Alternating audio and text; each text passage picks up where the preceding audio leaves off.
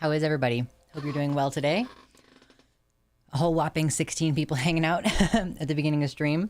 Still trying to figure out what's the optimal stream title for a day like today. Anyway, hello.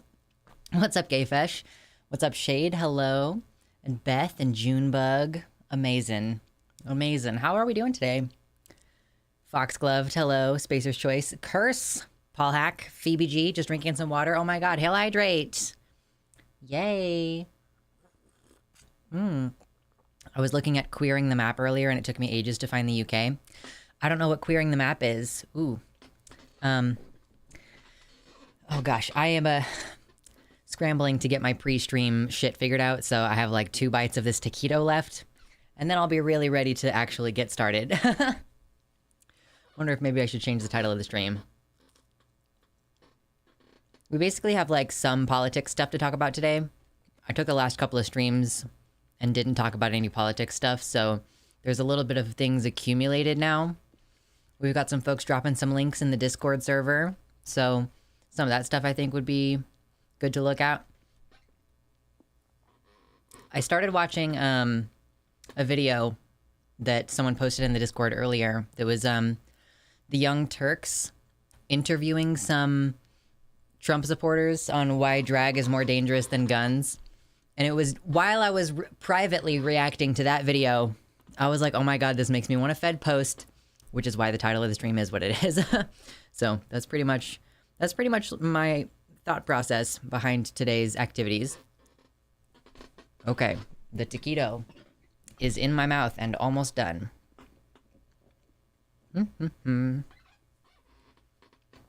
My house was built in the 70s, so I've been replacing electrical outlets and condensing my packed boxes. Been a busy day.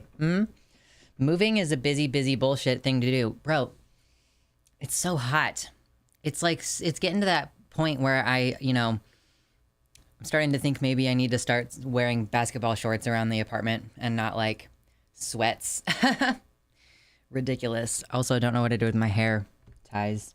Not very organized today. If I'm being totally honest with you, that happens occasionally. Oh, you know what? I didn't take any Ritalin, so that makes sense as to why. Gonna be hotter. It's not even June. I know, Spacer's Choice. It's not even June. Like, this year is gonna be so bad. It's unusually hot here in Vancouver. Yeah, for sure. I'm trying not to have my AC running constantly. What's up, JJ? Decoy duck. Woo! My cat is obsessed with hair ties and steals them whenever she can. Yeah, I just keep misplacing mine. But it's getting fucking warm, so I might have to switch into shorts and go find my hair ties. I live in Vegas. Pray for me. Oh my god. Pray for you. In the desert. Holy shit. Trying not to think about working outside in July. No, that doesn't sound good. I'm just like, I have like my barbecue thing that I go to every summer that I'm going to be going to next month. And I'm like, oh my god, I hope it's not too hot. And then Renaissance Festival is going to be in September. And it's like pretty fucking hot in September here too. I have animals, so I have to keep my AC going when it gets too hot. Normally I don't have to turn it on until June, but I had to turn it on yesterday. Yeah, global warming. Bum, bum, bum. Climate change. What's up, Yazella? Welcome back. I'm moving to a tropical country without AC. I'm going to melt. Oh no. Where, man, I really fucking hurt my lower back today, too, when I was lifting weights. So it's just, man, it's a rough day today. Yeah, but I'm moving to a tropical country without AC. Why are you moving to a tropical country without AC? Sunny Brazil. Man. Enjoy living in a rainforest, I guess. That's certainly something. Climate change is a myth. Trust in capitalism. I hope your back feels better. Yeah, I injured it doing a... Well, I don't even know. This is like... I injured myself doing a deadlift a long time ago, but when I did that initial injury, it hurt mostly on the right side of my back. And now, most of the time, when I hurt the lower part of my back, it hurts on the left side. So it's quite strange. I love the X-Men so much, it's turning me into a gamer. Oh man, I spent way more time than I should have. Wow, okay, that really hurts. I've spent way more time than I should have playing Tears of the Kingdom this weekend, for sure. Like, that was definitely... I spent a little bit too much time playing it. So, yeah. I don't even know. I'm like, I know I played it at least like 8 hours the first day I got it. But, yeah, because I stayed up until like 2 a.m. Here's my trick. Here's my way that I keep myself from really seriously playing too much is I play on my Switch, like the actual Switch console in my hands. So at some point in the day, it says, "Excuse me, Luxander, the battery is about to die. Could you please put me on the charger?" And then I say, "Yes, Switch, I will put you down." And then I get up and I go do something else. So that's a pretty good thing to do. I think, you know what? I'm going to grab a hair tie and switch into shorts and maybe even get an ice pack since this is, I think, the first time that I've really sat down since hurting my back earlier, and sitting down makes it hurt more, which is weird. So I'll be right back. The Wii used to suggest taking breaks. Yeah, but the thing is that, like, the actual... It's like, it would be more like if your Wiimote died partway through your play session and you needed to put it down, you know? Like, the actual console battery is a bit of a limiter. I have the ability to play on my monitor, but the issue is that I don't know right now. Do I even have one? I'm not sure. I think I don't know where it is, but I might have like a slidey thing for the controllers, where you can hold it in your hands like a normal controller. But as it is, they're just the two free held controllers doesn't really work for playing a game like Tears of the Kingdom. I almost said Breath of the Wild. Anyway, yeah, I'm just gonna run and grab my hair tie and see if we can make some progress on this here stream today.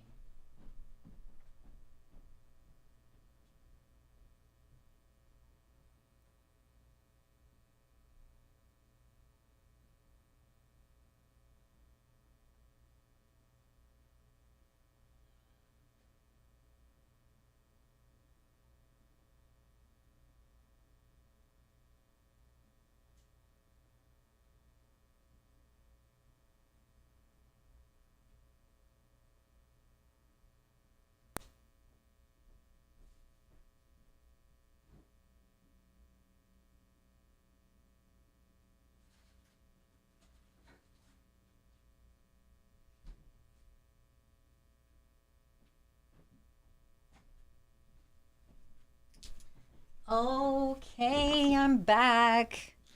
Welcome, babies. Okay, I got an ice pack. That should help a little bit. Yeah, I hurt myself being too swole. Is that chair supportive? No, it's not. I pulled this chair out of the dumpster. I am for sure a little bit of dumpster trash. Like, but it's not that sitting itself is like, yeah. I don't know. It's not the chair's problem. It's that bending at a certain angle is when I hurt my back. Like, I hurt my back when I was doing a deadlift, like 6 years ago. And, yeah, it's like, I've realized that crouching down at certain angles and with the weight distributed a certain way on my hips kind of hurts. So I've switched the way that I exercise to try not to hurt my back, but I just, I did not do leg day at the end of the week last week. And then I tried to hop back on today and didn't do an adequate warm up. So that's why you warm up, kids. That's why you got to ease into your exercises, especially if you have a connective tissue disorder. Hello, Andy's Mints. And what's up, maybe Skylar? Hello. Hi. I feel like maybe I need to change the title of the stream. I think maybe that's what needs to happen. Hello, Naomi. Welcome back. We got some new folks who are making some return visits. That's quite nice. Let's see. I don't know what to change the title of the stream to. Well, let's see. We have some news about religious exemptions. We have Florida teacher being, oh yeah, not allowed to show Disney movies in the classroom anymore. A Florida teacher is getting investigated for showing the new Buzz Lightyear movie in class because it has a gay relationship in it. So that's fun. These are the things that we have today on my list of things to discuss. And, oh yeah, hold on. There was something else on Twitter a little while ago. Let's see. I haven't been spending as much time on Twitter lately, so it makes it just like slightly more difficult for me to get my news stuff together. Because this is like where I follow all these accounts that provide the news. You know what I mean? Oh my gosh. Hello, Submersed Sword. Let's see. Oh yeah, and then this dude calls for an end to democracy. Hold on, let's... Senator... Hold on. Senator calls for an end to... all elections. There we go. We'll change the title of the stream. See if that helps a little bit. I provide zero news unless the news is about content creator drama. Yeah, I mean, sometimes that's news, occasionally. No homo, though. Ron DeSantis after one Disney movie thinking it'll turn him gay.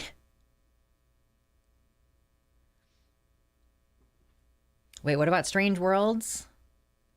Oh, it was actually Strange Worlds, and it was only because of the one character had a crush. There wasn't even a relationship. Oh, shoot. I just assumed that it was Buzz Lightyear based on the one screenshot that I saw that had like a similar CGI style. But okay, I hadn't even heard of Strange Worlds. I like news podcasts. Yeah. There's been a couple of times where I have found something on the actual news. Wait, what? Do you want me to delete this? Hold on, stop. I can't, apparently. Well, that's fun. Interesting. It's cute. It's sort of solar punk inspired. Delete this, King. So yeah, we've got a couple of different little politics things to talk about later on in the stream. But for now, we will chill and hang out and enjoy each other's company to whatever extent we're able to do that. So how was everyone's weekend? On Sunday, we did like some gaming bullshit, and that was pretty fun. I haven't been able to game on my computer and stream at the same time for a while. So that is something that I'm really happy about, for sure. Oh my God.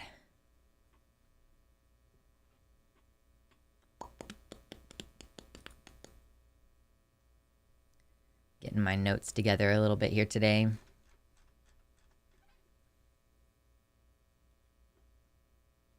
A gaming stream that didn't involve Luxander getting irrationally angry at a little forest sprite. Listen, Ori and the Blind Forest is a difficult game. Like, I find it really challenging, and it's mostly because it feels like I'm doing the moves correctly and they're just not executing right. The teacher that showed Strange Worlds did mention that she had one family opt out of letting their kid watch the Buzz Lightyear movie. Interesting. I'm digging the messy dew. Well, I just got out of the shower, so it's all kind of puffy, and I just freshly oiled it, so I don't know what it's doing today, frankly. I'm super excited. I moved my gaming and computer rig into my bedroom. How do you guys like being in my bedroom with me? Smuggy, true. I have like a very clearly separated space for my bed and my computer, and I really hope that I'm going to be able to keep that going. You know, I'm going to have my younger siblings come live with me next year, and I don't know if we're, you know, ideally I'll be able to get a 3-bedroom, but you know, does that mean that like my office and my bedroom are going to have to be in the same room? Or do I get to have a bedroom, but then I'll have to have my office in the living room and just tell the kids like, hey, be quiet when I'm streaming, you know, like that's kind of obnoxious. And then my, you know, my regular computer is also my work computer. So then all of my time on my computer is going to have to be spent in the living room. Like, I don't know. We'll see how it goes. This weekend, I hate crowds. That is all. I am sorry to hear that you had to deal with crowds, Junebug. I hope that you were appropriately masked, even if the rest of the people around you probably were not.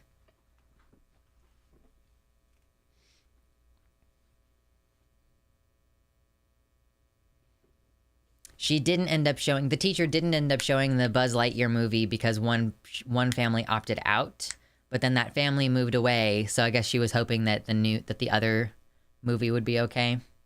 Yeah, Luxander needs to go yell at strangers on the internet about penises, so go to your rooms. Right.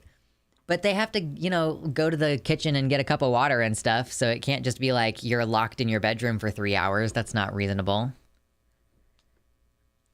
I feel like since Elon bought Twitter, it has been grooming people into being idiots. Wasn't there some new news about Elon today? Like he's being investigated for something related with Epstein? Is that the thing?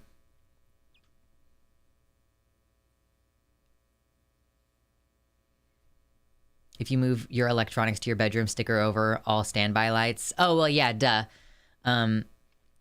Yeah, it's just... It's like, psychologically, it's really supposed to be important for you to have a separate area where you're sleeping versus where you're supposed to be working. And I personally am feeling that, like, that's a good benefit that I have right now that I hope I can maintain. But we'll see. He posted some serious anti-Semitism today. Didn't he say something about how George Soros reminds him of Magneto? And I'm like, I don't, like, you're making a comparison to a villain. So I'm kind of gathering that he's trying to say that he doesn't like George Soros.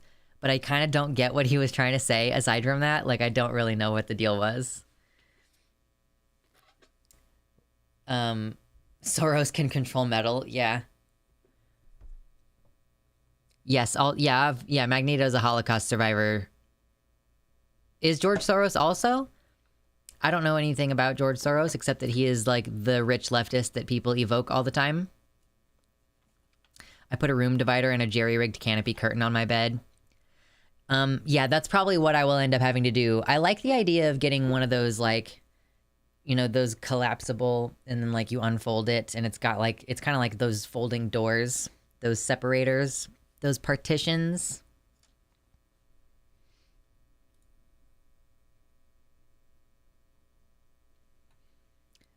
Okay, so this was the tweet. Soros reminds me of Magneto. That's the end of the statement. That's his whole statement. And then Brian, who is a blue check user, says, fun fact, Magneto's experiences during the Holocaust as a survivor shaped his perspective as well as his depth and empathy. Soros, also a Holocaust survivor, gets attacked nonstop for his good intentions, which some Americans think are bad simply because they disagree with this, whatever, blah, blah, blah.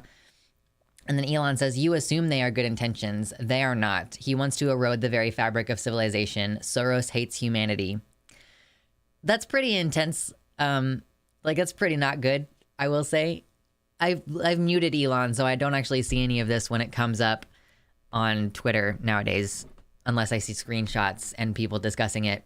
But yeah, like, there is like a pretty well substantiated conspiracy theory about Jewish people, like, trying to undermine Western society or the very fabric of civilization, as Elon puts it here.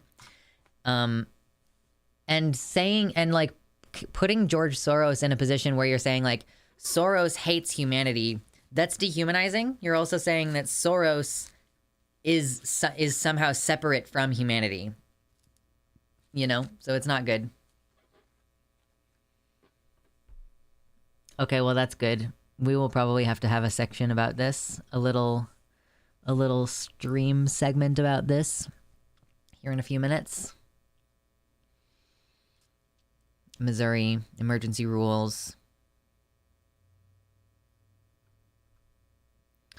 Appears they do not feel confident they can defend this ban in court.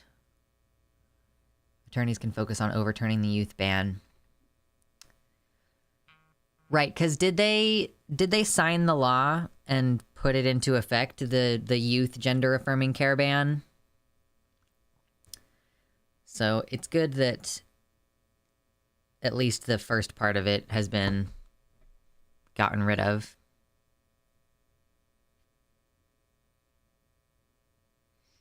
Gotta live that good old blood libel. Truly, yeah. Let me get my hair up out of my face. Anti-Semitism is such a broad scoping topic. Like, I don't even know what all of this shit means. You know what I mean? Like, I have started to figure out through context clues what blood libel even means. Like, anti-Semitism is so weird and oblique and deep and multifaceted and old. Like, I think it's partially because of how old and entrenched it is.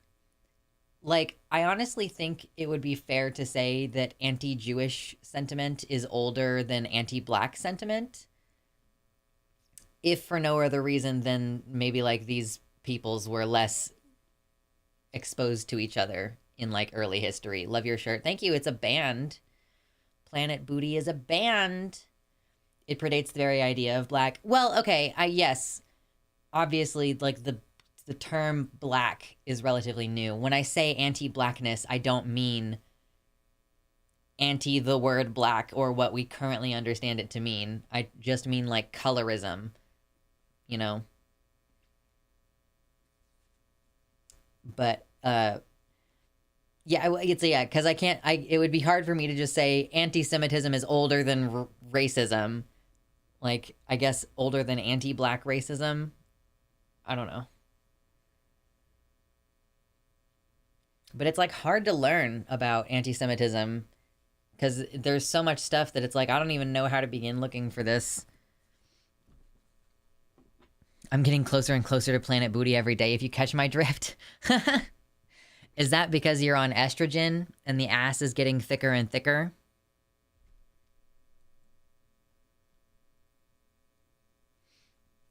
Blood libel is a supposed ritual child sacrifice. Okay, interesting. When your hate is so old that it's hard to even remember it all. And, I mean, because hate is unpopular. Like, it tends to be an unpopular opinion. So they've had to come up with, new ways of saying the same stuff. You can be, like, no one talks about cultural Bolshevism anymore. But, like, cultural Marxism is the new term that means the same thing, where there's, like, progressive politics are cast as being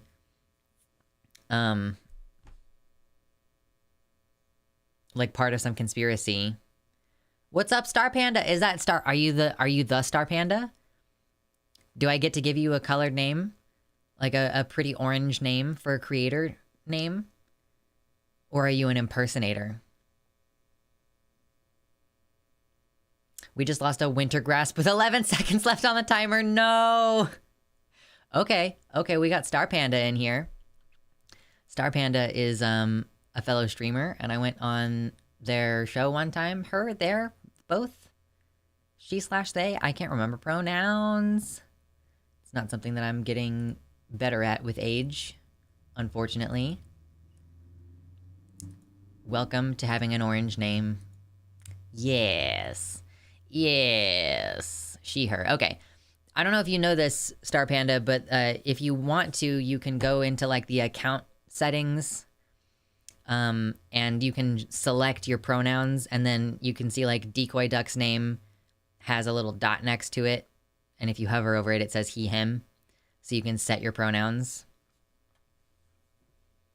This is my karma for getting literally every Wintergrass quest done in one match last week. True. I have not been playing World of Warcraft. I'm realizing that World of Warcraft really is like a lifestyle decision that I don't think I am able to make right now. And also, Tears of the Kingdom just came out, and that is taking up a lot of my time because it's so fucking good. Rightoid conspiracy theory. The Jews are trying to make the world a more equal, more free, safer, healthier place, and that is bad for reasons. Yeah, I mean, they won't specifically say what the problem is, Because, I mean, because they can't say we just want there to be fewer Jews or we want there to be fewer black people. Like, they know that that's not really like the way to sell their opinion. You have to shroud it and be like, well, we have some concerns about crime, you know? And then that's how they get their racism into policy. Currently in Vancouver. You should just stay there, Baphomet. You should just not come back into the United States. Now that you're outside of the United States, you should just stay there. Highly recommend. I joined and heard cultural Bolshevism immediately. Hi, Chariot. How you doing?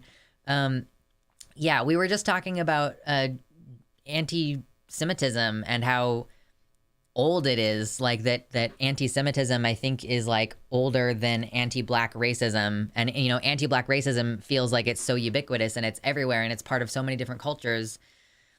Or like, I guess colorism, you could say, like racism against darker skinned peoples in general. They all feel like they're a lot less entrenched and weird and confusing. And like one of the reasons why it's so hard to learn about anti-Semitism and what all the different phrases mean even is because they have to switch them out every couple generations, you know? Like nobody says cultural Bolshevism anymore is what I was going with. But anyway, it's good to have some creators hanging out and chat with us. Thank you so much. We are always, usually at the beginning of my streams, we spend the first hour like just kind of chilling and talking about whatever. We were talking about Elon Musk is how we got to anti-Semitism because of these tweets today. So just sort of discussing the conspiracy theory aspect of this, you know, like George Soros wants to erode the very fabric of civilization and hates humanity. If I'm being honest, I'm really getting to that point myself. I am really getting to that point. Also good to be here and hear your laugh. It's been too long. Yeah, we should definitely like call each other and hang out on times that are not stream times. That seems like it would be a good idea. I need to do that more. I have like one person who I see regularly, and that's my partner. And I have like only one or two people who I talk to regularly, and one of those is my partner. So, got to work on that. I've had to see myself out of some leftist communities because they miss some parts of anti-Semitism and will talk over people who are trying to explain it. Oh, that's a fucking bummer. Anti-Semitism and misogyny are such old forces that they're as hard to describe as they are to challenge. Yeah, I've been really thinking about misogyny lately too. That, you know, misogyny is such a deeply entrenched force, you know, especially because, you know, I guess I follow a couple of women who talk about it a lot. I'll try to hang around in your Discord in the future. I'm in too many of them, but want to be more active. Yeah, my Discord server is still very chill. It's at that stage where I still kind of wish it was a little bit more active, but if it got much more active, I could see it being a little bit overwhelming to some people. So I try to hang out in there more as well. OMG, literally X-Men. I hate Marvel. Why do you hate Marvel? I mean, so Marvel is like, at this point, you know, the franchises are cash grabby and bullshit for sure. Lux just wants to stay up till 4 a.m. arguing with Discord members more. No. My sleep schedule is all fucked up. I had a phone call the other night that I ended up staying up until fucking 3. I was on the phone call until 3:30. And then I had like an entire hour. I couldn't go back to sleep. I could not go to sleep. I gotta stop doing this. X-Men is better than most of Marvel. That's what I'm saying. Like, how can you say I hate Marvel when we're having a conversation about X-Men? Been there with the sleep issues. Yeah, I just keep staying up too late. Zelda Tears of the Kingdom, having conflict with people in my life, which disrupts my sleep. It's not the most fun thing. But yeah, like I follow, you know, Merrick DeVille, who is, I don't even like know her that well, but I just have this, like, she is good kind of feeling toward her. And I've been seeing the misogyny that she deals with on a regular basis. You know, obviously specifically anti-sex worker discrimination and sentiments that she gets because she is a sex worker, but just in general, like how misogynistic people are to each other. And, you know, I was watching BoJack Horseman recently, and I, you know, not to get into like spoilers of the show or anything, but one of the main characters is a woman who's one of her main parts of, like, one of her main conflicts in several parts of the story is her interacting with like the sexist society that we live in. And also, like, if you keep up to date on statistics and stuff, you know, I think misogyny in a way might be one of the most insidious kinds of bigotry, because it's more normalized than seemingly any other type of bigotry. It's like, it's more ridiculous to speak out about anti-woman like discrimination than it is like it's you know, just so weird that we're still dealing with this. I like chill lefty servers. Definitely nice to have a break from the blood sports and other servers. We do have some blood sports in my Discord sometimes. Very occasionally, we have our... Someone tags me. Listen, okay, when those parents recently got their kids temporarily kidnapped by the Florida state legislature because they brought their trans kids to the state legislature and let them get kidnapped temporarily, I really went after the parents and was like, how could you be so fucking stupid, basically? I called them morons and bad parents and stuff, and someone got mad at me and like called me out in the Discord server, tagged me in their post, and we fought about it until 4 a.m. And it was fucking glorious. Quite stressful, but fun. As far as I know, anti-Semitism comes from back when Jews had a reputation as wizards due to certain religious practices they had, which made them easy scapegoats. I wonder how, I don't even know, like, if you can find one definitive source for anti-Semitism, but I mean, I bet that it's a really interesting area of study for historians, for sure. How long do you think it will be before MAGA followers start flying planes into buildings? Oh, not long, frankly. I believe that people are being... It's not just that people have been radicalized at this point. At this point, it's people have been radicalized and a bunch of code-induced brain damage with, like, more emotional dysregulation and anger problems and random acts. Whoa, hey, shush, shush, shush. Shush! My phone. Random acts of violence kind of seem to be on the rise, so it would not surprise me if we see more and more and more terrorist activity on top of the mass shootings that are already happening on a pretty much daily basis, you know? I don't really know if they need to hijack a plane, though, because they can just get guns and kill at least as many people.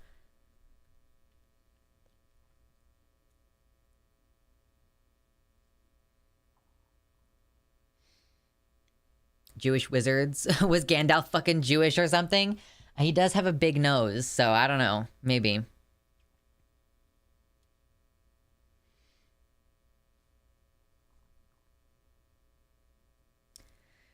Oh gosh. Okay, let's see. So yeah, I just you know, I feel so impassioned to fight against transphobia, and transphobia is like a much younger form of discrimination, you know, like I would not put it past like societies that were previously like cool with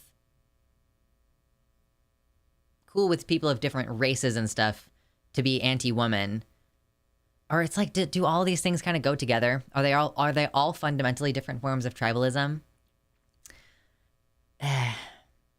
Anti-Semitism has a relationship to the nation, the race, as the people of a center land, and Jews being seen as having no land, which was the conceptual motivation in part for Zionists arguing against anti-Semitism even prior to the Holocaust, though it's a flawed understanding. Yeah, so, because there is like this whole conversation about Jewish people needing like a place to be, and like that's what the whole point of Israel is, and that entire conflict of them trying to like reclaim some kind of predestined area that's supposed to be for them. Has anyone heard of the Saber brand of pepper gel gun? I have not. That does sound... Is it like the gel though? Like it sticks The pepper spray stuff sticks instead of being like an aerosol. Ooh. Hello, Corpse Candy. Looking fresh today? Yes, I just got out of the shower. And I oiled my hair. It was quite lovely. Due to usury laws, only Jews were allowed to loan money and were not allowed to own land in medieval Europe. That's so fascinating. Like, you're not allowed to own land, which prevents you from being able to make a career off of farming or anything like that. But you will be allowed to loan money, so you will end up with like a certain amount of influence in banking, and therefore and that's how we ended up here today, where it's like the Jews control the banks. Tolkien famously gave Gandalf a yarmulke instead of a normal fantasy wizard hat. Many are saying this. Yeah, that's where the Jews as money grubbing smear comes from. Yeah, imagine being smeared as like, oh, well, yeah, your people have disproportionate amount of financial control. And it's like, yeah, well, we didn't have rights to do anything except banking. Like, we literally couldn't have a regular job in the way that, you know, like, we literally couldn't support ourselves by even tilling and gardening our own land. Transphobia, I see it as an extension of misogyny, in the way that I see misogyny and misandry as the same thing. One cultural and political force regulating the family and reproduction. I think that that's totally fair. That fundamentally, I mean, honestly, I'll build you another one on top of that. I think that homophobia is fundamentally misogynistic as well.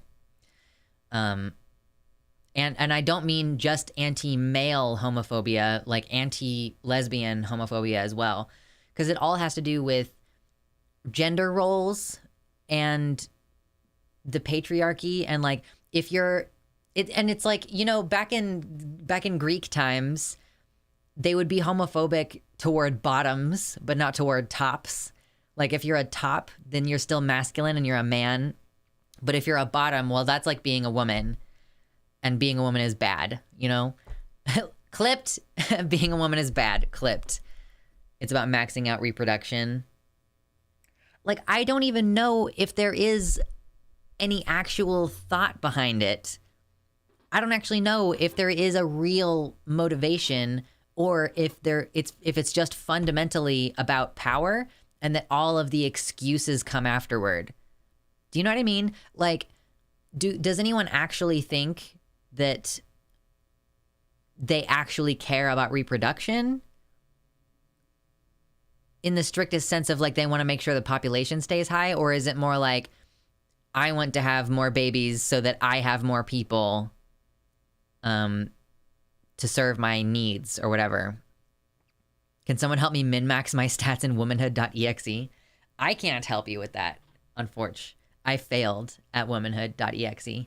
I was not able to finish the game. This is the ContraPoints bit. On today's episode, we discuss, is transphobia racist? I mean, but it is. And it's like, yeah, it is also, you know, I lost the game when I said it, Decoy Duck. I just decided to spare you guys the throwback to 10 years ago. I've always thought homophobia comes from men being afraid of being treated like they treat women, hence why they immediately think gay people are a threat and want to fuck them. Yeah, well, that's a very narrow type of homophobia. The don't hit on me, like, that's a very specific thing. And yes, I think that is often the case, where it's like, I don't want to be treated like the way that men treat women. But the hatred toward gay men, you know, if you, even within the gay community, if you think about it, there are some gay men who say they're like mask for mask. Like, excuse me, I'm a masculine man and I have big muscles and I don't want to date some fucking sparkly little fairy. I'm sorry. I want to date a man, not a woman, okay? If you are the kind of guy who wears pink and talks like this, then I don't want to fuck you. Like, there's like a masculinity and anti-female concept within the within the gay community. I mean, and you think about like how gay men are like, oh my God, vagina is so gross. Oh my God, I am a gold-starred gay. I have never even looked at a vagina. You know, it's like still fundamentally very anti-woman. And like, God, imagine being a trans man trying to navigate that space. Gay trans men, holy shit. Sparkly little fairy for sparkly little fairy. Yes, true. Power from the people you can control and subjugate, and that's easier when you can do it from birth. Yeah, I mean, you're like, I have the superior genes, and therefore I need to fuck all the women, and we need more people like me because I am the ideal person. And so, like, yeah, controlling reproduction, I guess, is... You could say that is a type of controlling reproduction, being like, I want to spread as many of me as possible, which fundamentally is pretty eugenicist. Dude, people don't think about that. Like, I'm an alpha male, and I'm gonna fuck as many women as possible so that I can have as many babies as possible. Fast forward fucking 20 years, and the amount of incest in the society has just fucking exploded. Like, just... like fireworks. Everybody's committing incest. What's up, Mersh? Hello. Shout out to Blizzard for giving paladins 2 charges of a 5-second stun. Yeah, classic is rough. It was not super balanced. I like how they've nerfed paladins, but that also means that if ever I try to play a pally again, I will not know what the fuck I'm doing. Example, the Habsburgs. Yeah, for sure.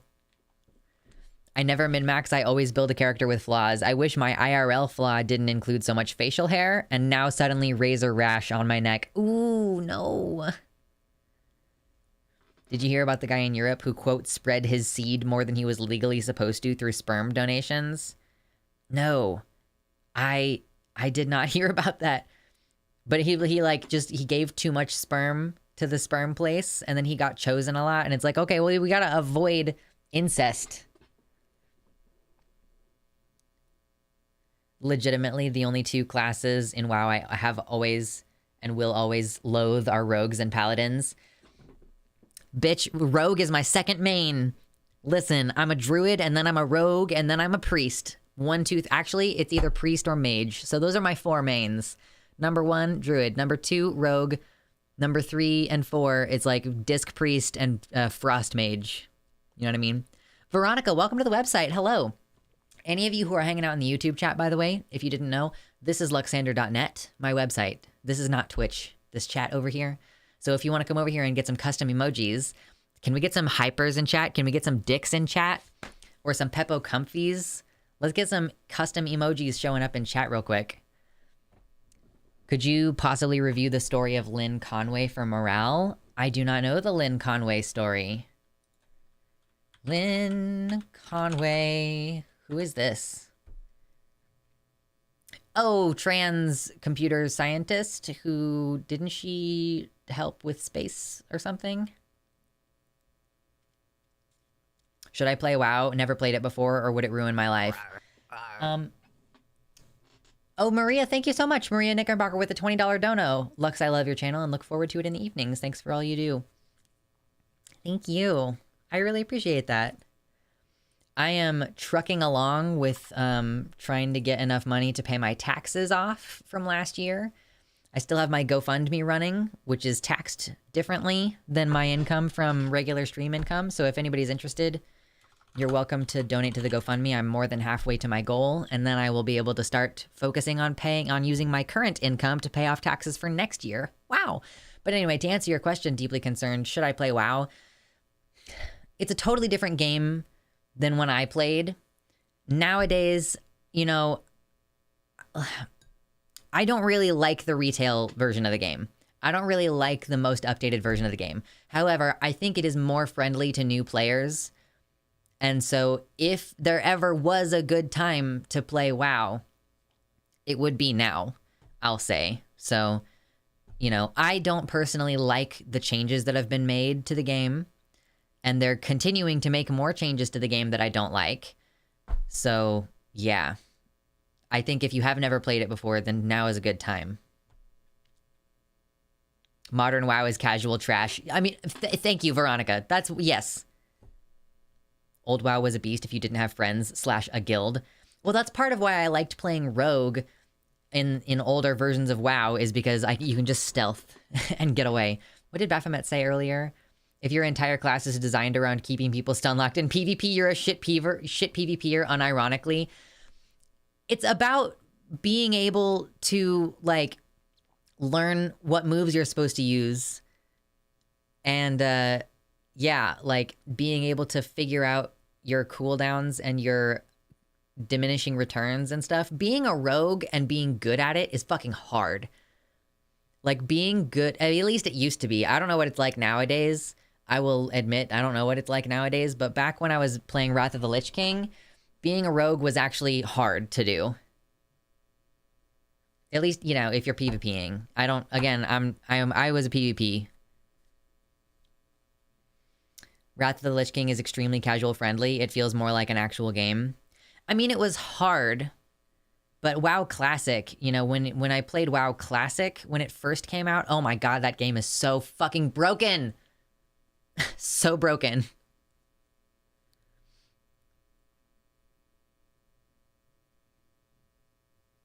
As long as it's more interesting quest-wise, then I'd be down. Yeah, people keep saying when you boot up, like, the most recent expansion on WoW, people are like, okay, I've seen people on the subreddit saying this is a time for new players to play the game because they changed so many things going into Dragonflight.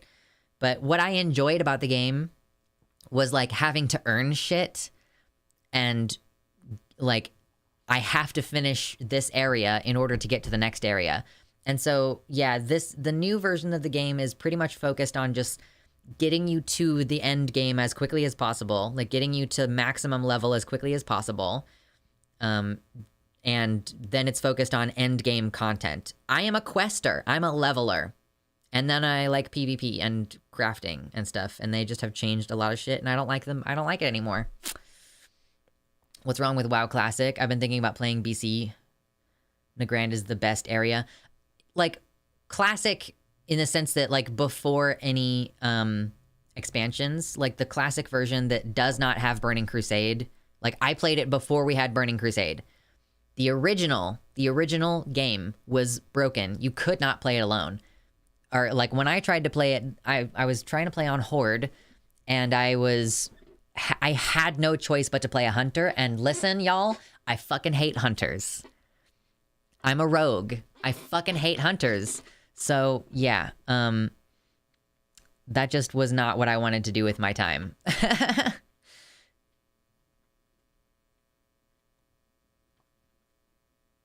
Trying to aggro in Classic was a nightmare. Yeah. Did you see How to Train Your Dragon? Yeah, I love How to Train Your Dragon.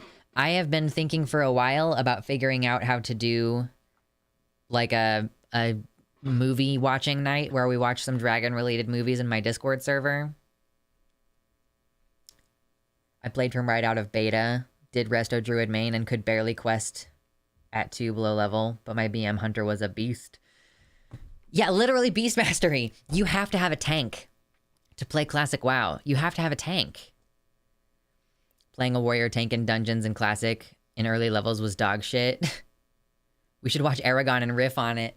I hate watching that movie, and that's like the only reason why it's amusing to watch, is because I will yell at it the whole time. I'm like, I hate this. It's so different from the books. Ugh.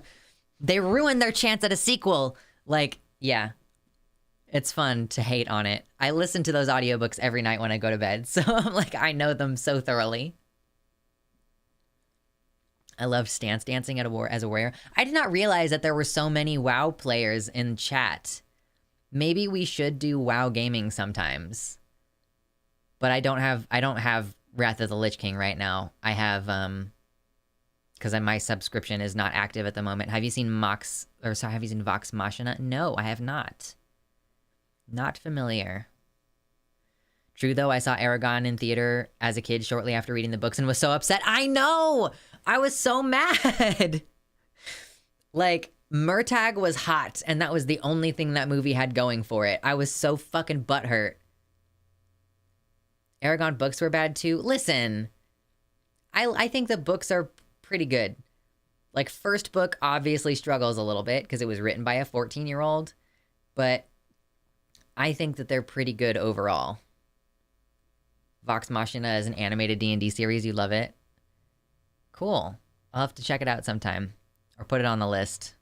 I'm a filthy casual gamer. I love The Sims and Stardew Valley. Stardew's fun. Stardew's good. Listen, lately, my gaming, I've been playing Kingdom 2 Crowns, Sea of Thieves, and now Tears of the Kingdom. I don't have my second capture card hooked up, or I might just play Tears of the Kingdom.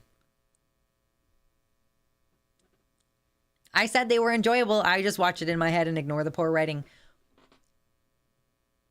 I guess, you know what? I listen to it as an audiobook most of the time, so maybe I just haven't really thought about the writing in a while. I'm not saying it's a masterpiece. Maybe it's that I think it's a good series because it's fun to think about, you know?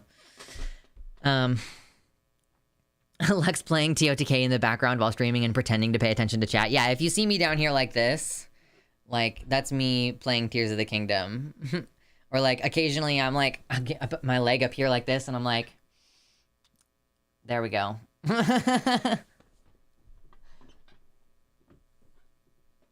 Anyway, we should maybe talk about some actual news sometime today. We're getting close to that 1 hour mark. Are we not?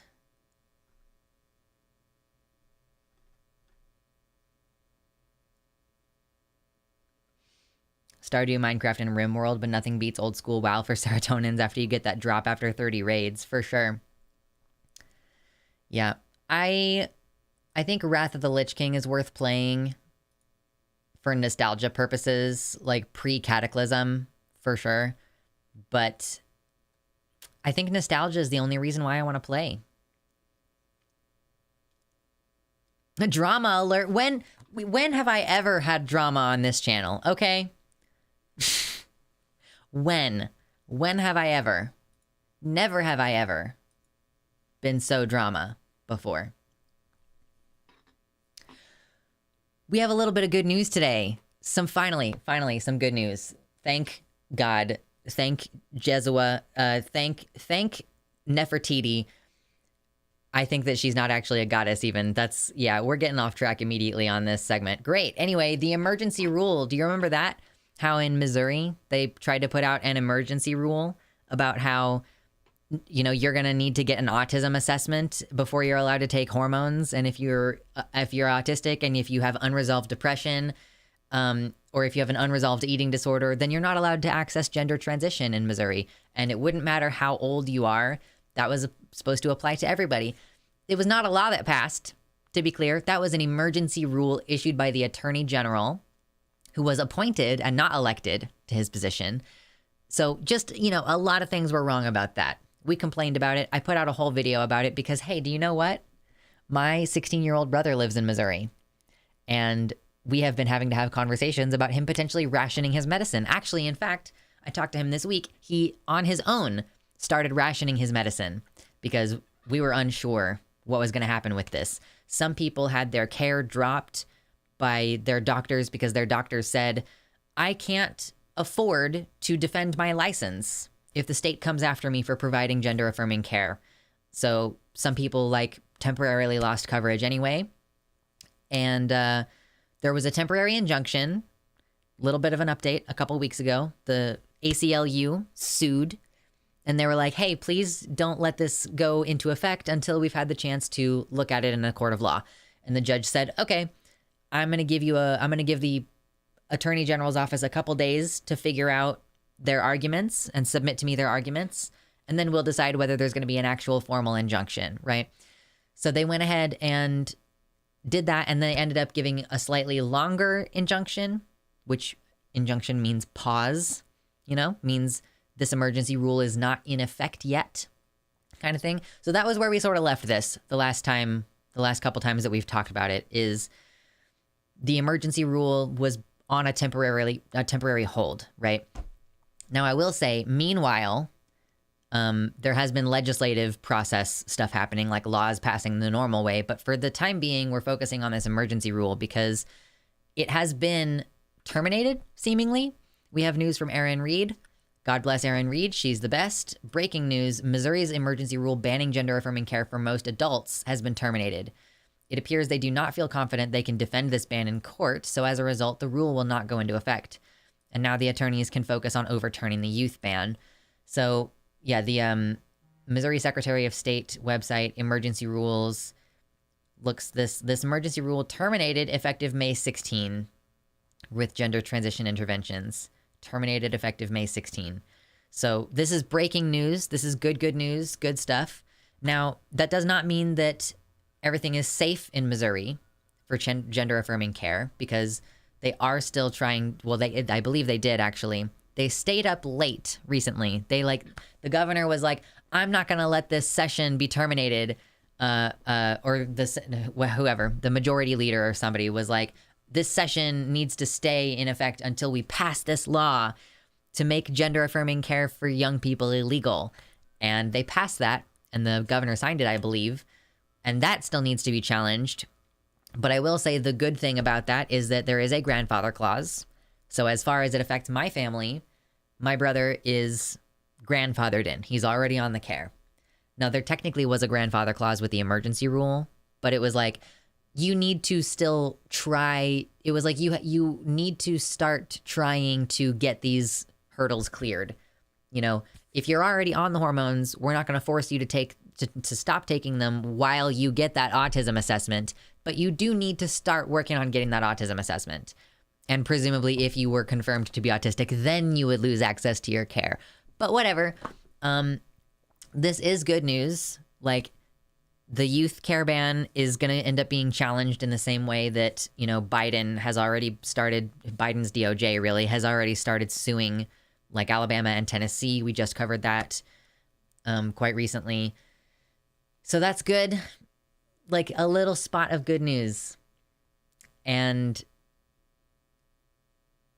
I hope that this helps people feel a little bit better, although it does still freak me out. Like, if you live in a place where they're trying to pass these kinds of laws, it's not like we can just breathe and be like, things are cool and done. It's so hard for me to just say, this is good news, I'm so happy, because I just know that they're going to try to attack our rights in a completely different way.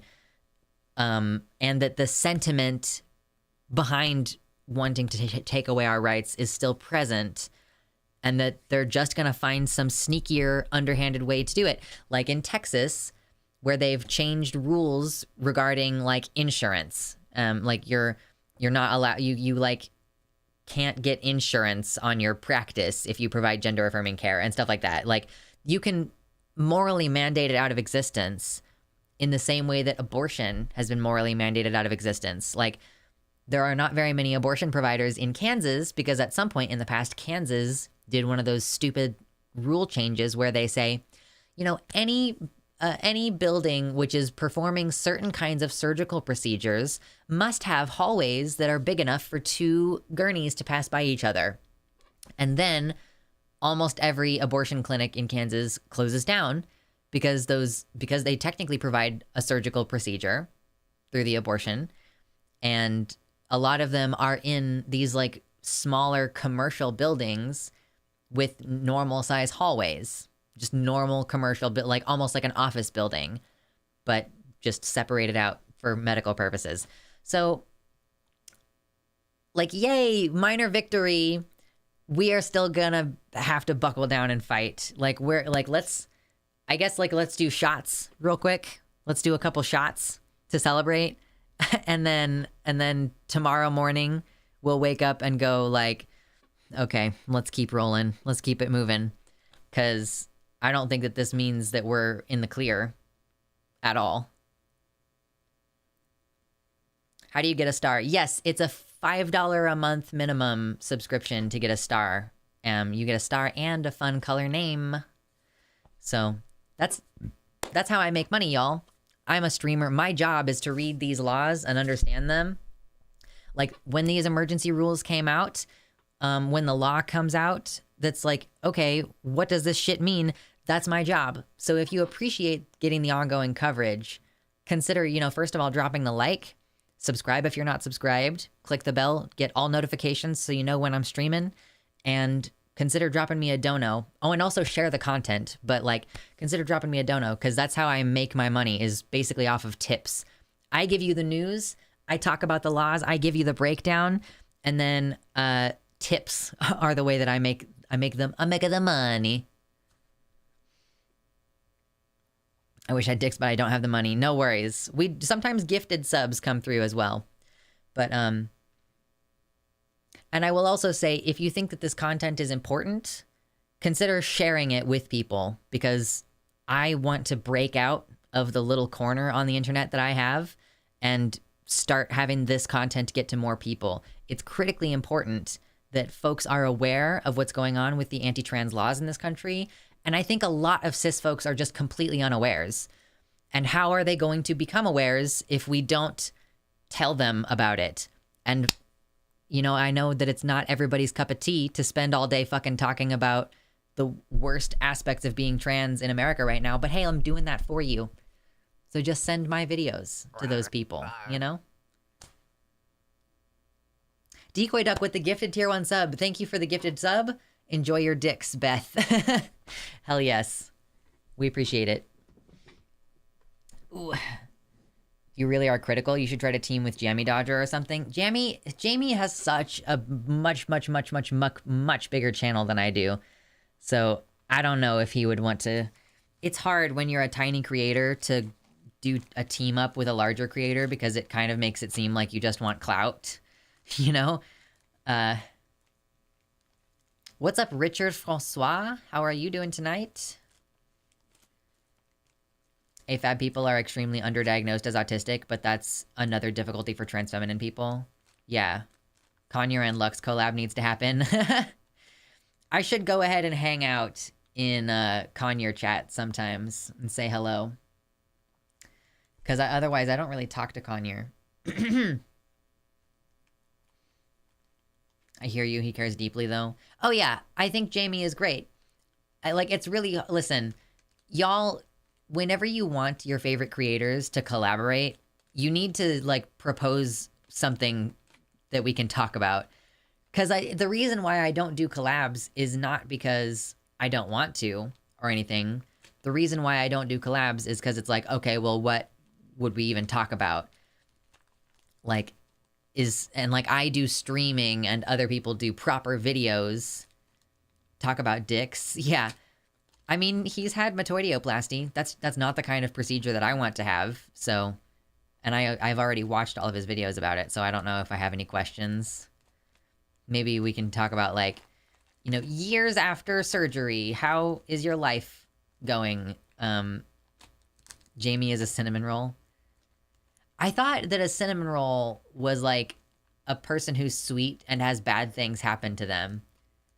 Isn't Rosanna Pansino? They call her a cinnamon roll because she's adorable and bad things happen. I need to get back to developing my other podcast since my main one is on hiatus. My idea was each episode pick some piece of pop culture and have a rotating cast of friends/creators. I would love to be part of that. I love podcasting.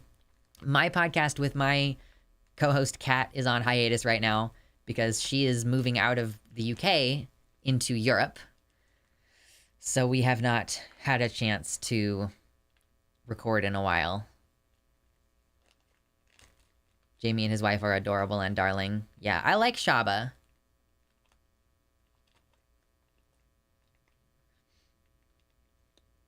Gmod prop. Anyhoozle. So, I mean, it's good news about the emergency rule. I'm glad that there is not going to be this hugely problematic thing going on. But the stress. Now, see, I live in Kansas, so now what I'm waiting for, just looking at my watch, I'm waiting for the ACLU to sue and get an injunction, because if you hadn't heard, if there is no injunction, then as of July 1st, I'm basically not allowed to use the fucking bathroom in public anymore. Which is, something that I forget about sometimes for a couple days. Sometimes I go a couple days and I forget about it. And then I remember it. And I'm like, what the fuck? I'm so mad. Do you ever feel like you have, one of the angels on your shoulder is just fucking from V for Vendetta? You ever feel like part of your like waking life is spent arguing against this guy. He's over here like, you know, remember the 5th of November. And you're like, I can't listen. I don't want to listen to you. I can't. You know, like, it's like, I have other things that are my priority. Listen, I have 2 teenagers that I need to take care of. Them. Violence isn't the answer. The voice. But sometimes I'm like, shut up. Shut up, V. Leave me alone. I feel your starting title's sentiment. Yeah, listen. I had to change it, but yeah, for sure. Not today, Satan. Not today, Satan. Satan wears a white mask. Be careful in grocery store bathrooms. That's where I almost always have trouble. Toilet turfs like to hang around in there for some reason. At least that seems to be true in Virginia. Tell him to get a job. Tell him to get a job. Like, what are you doing with your day? Like, who made you the bathroom police? Is Walmart paying you to police their bathrooms? Like, people really do just want to be cops, and they'll do it for free. Each new day, new anti-trans bills are passing. Each day I'm infuriated and scared. Yeah, like, maybe stop with the terrorism, or some counterterrorism is going to start to occur. Weird. Anyway. It's like, how do you keep living in a place that you know that the lawmakers want you to not be legally allowed to use the bathroom? Like, I think one of the guys even said, and I don't think we covered it on stream because I was like, I don't really know how to cover this. But I think one of the guys who got it passed said that it was just it's just the cherry on top that we were able to pass that anti-trans bathroom law. Like, I was born here. I've been using whatever bathroom I feel like it since I was a teenager, and now I'm 29, and it has never been a problem. Oh, yeah, the one the other day that bothered you.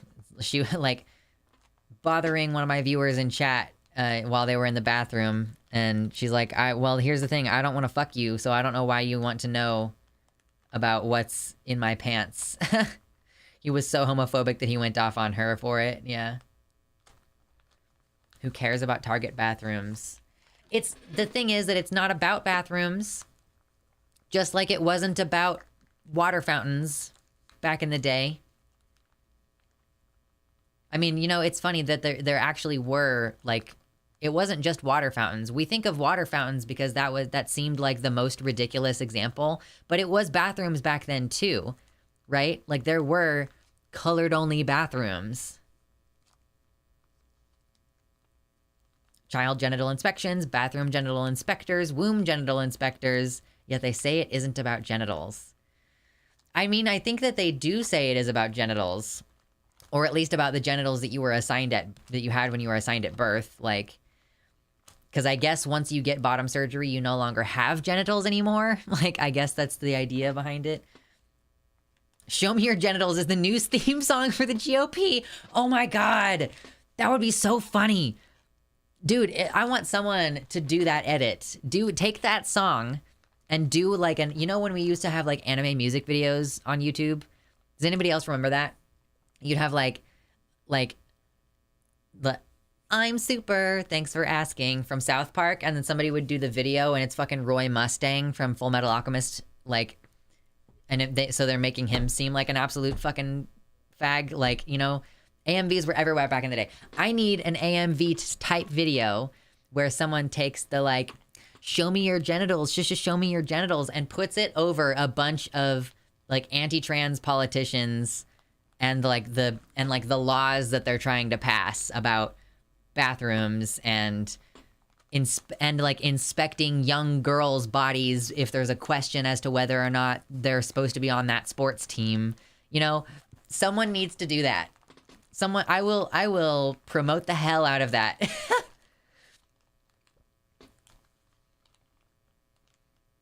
Linkin Park Final Fantasy VII AMV, my childhood, truly. Oh God, absolutely.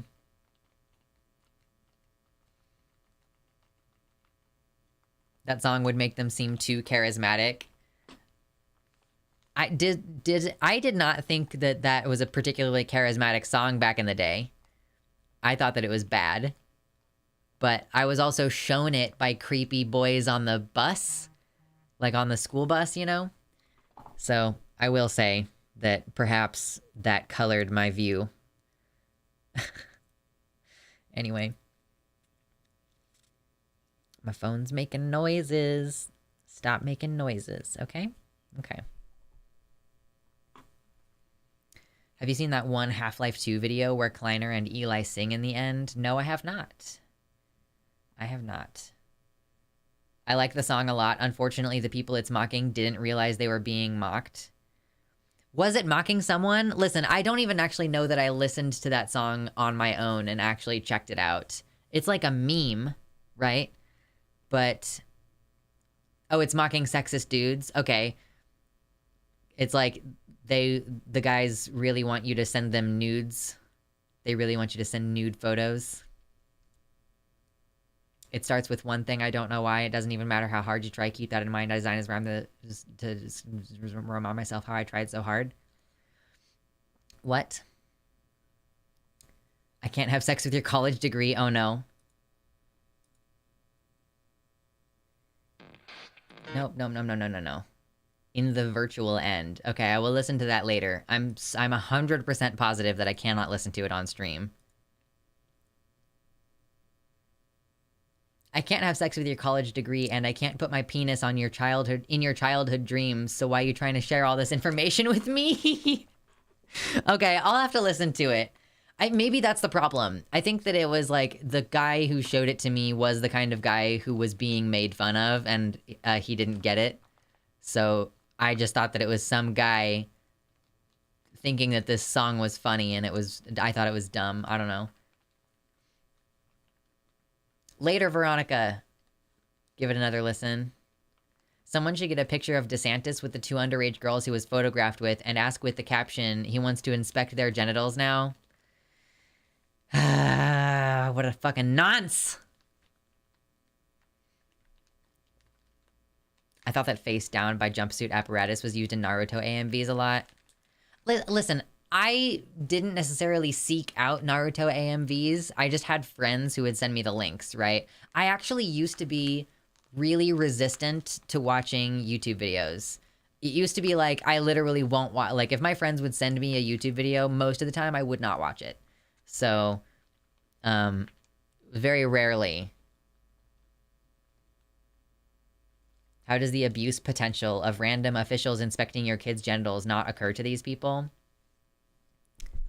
I want to tell you a secret, Junebug. It's because the people who are passing these laws, the people who you're sitting there asking like, how are these people who are passing these laws not thinking about the potential for abuse in these situations? It's because they want there to be a potential for abuse, because it means that they can get away with abusing people sexually. Like, do you honestly think that these folks are not the same folks who are like reinstating people after they're like reinstating a fellow senator after the senator's it comes out that he raped someone? You know what I mean? Like, it's kind of just normal in our society. Slashy, welcome to the website. Hello. Enjoy the custom emojis. You know what? I really wish that we had more circumstances for people to use the re, because re is easily like one of my favorite of the emotes. And Pepe Hands, listen, Pepe Hands is just one of my favorites in general. What is this about a senator banning elections? Yeah, it's a video, Slashy, and we haven't watched it yet. It's not a very long video. So we're still kind of working our way through the news. There is literally molestation insurance for churches. No, what? Wait, what? I have never heard. Wait, what? Hold on. There's no way. You cannot be serious with that, Gayfesh. I mean, I don't think that you're lying to me, but like, what the fuck? Hold on.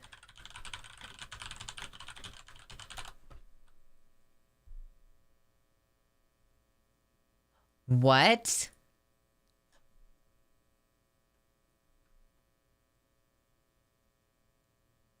I don't care about your stupid fucking not wanting to work because of ad block. Hold on, let's try this.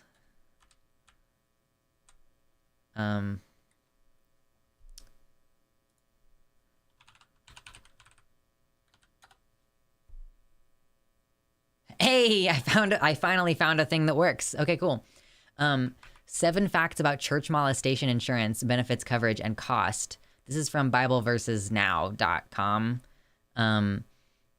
So, child molestation insurance is a policy designed to protect churches and religious organizations from financial and legal risks associated with claims of sexual misconduct or abuse. What the fuck? Hold on, we have a link from S-Queer. A 21... Oh, okay, yeah. Hold on. Okay, hold on. Maybe we need to pause for a second and get back into this in a second. And like, cause we need to reframe this. You know, I saw this news about the lesbian bar, and that's on my list for today of stuff that I plan to talk about. So hold on, let's get the links. Let's start getting links put in my notes so that I know what I'm talking about today. What is today? The 16, 17, 16. 16, 2021, 2023. Okay, give me this. Give me victory or give me death.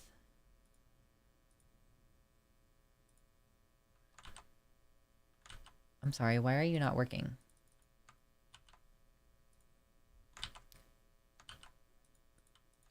I'm sorry, why is copy paste not working?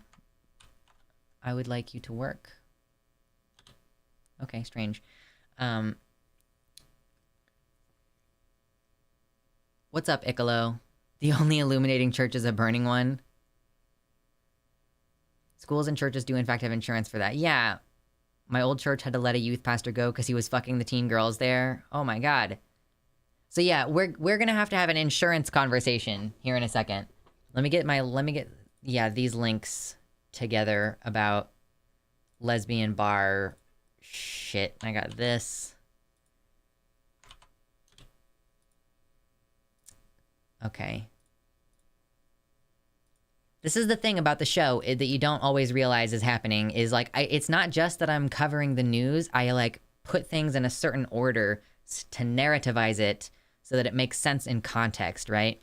So let me make sure that I have everything figured out. Oh, by the way, there's like 61 people here. Okay, first of all, if you have not yet hit like for me real quick. It's quick, it's easy, it's free. It immediately helps the channel. This is a completely viewer-supported show. Your likes, your shares, your comments, your donos are what make this thing what it is. Thank you. Since there's like 60 people here, I wanted to let you know, in case you were not aware, that I have a Safe for Work Fansly where I post thirst traps. So if you want to, $5 a month at fansly.com/Luxander, you can get pics like this, which are basically just thirst traps.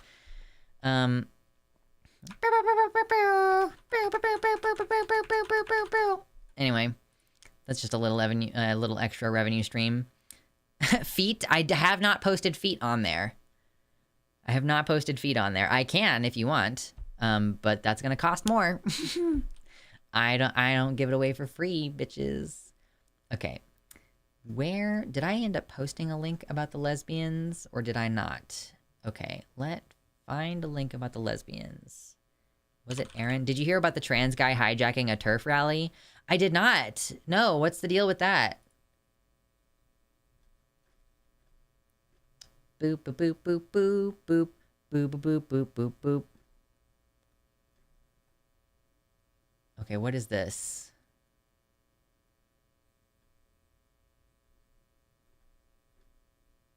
We're discussing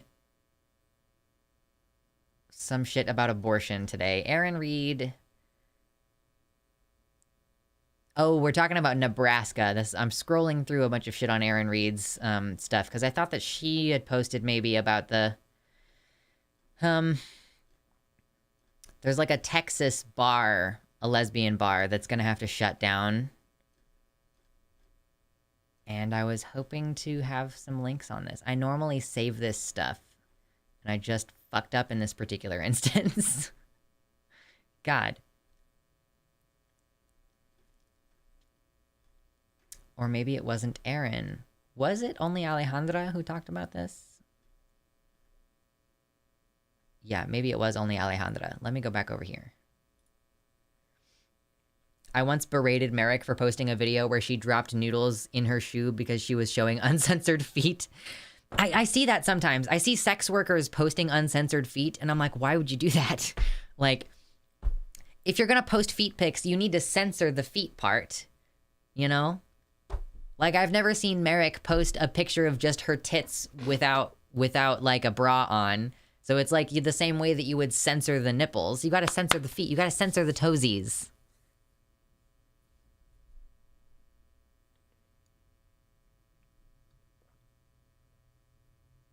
Merrick blurs her feet as a joke anyway. She doesn't actually care. I'm just saying, like, you could be making more money by putting the feet behind a paywall. You know what I mean? Okay, so is there anything else? I need more info about this lesbian bar shit.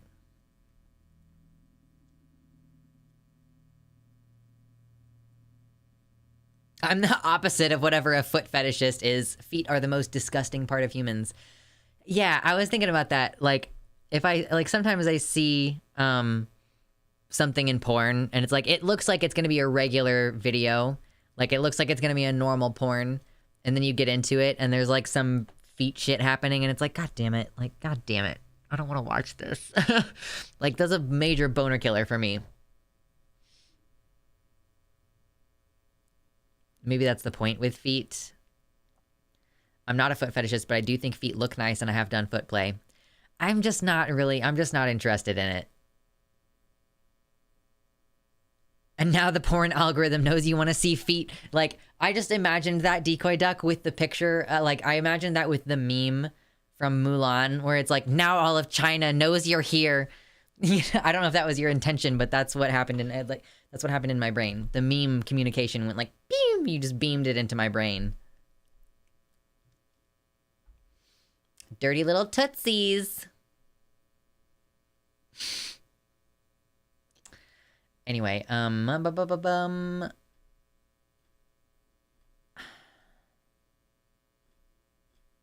there is not enough info on the normal news sites and like the people I usually go to for news about these lesbians. Okay.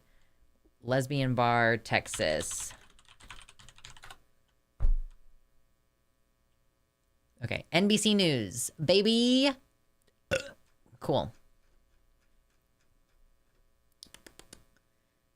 All right. So I found some links.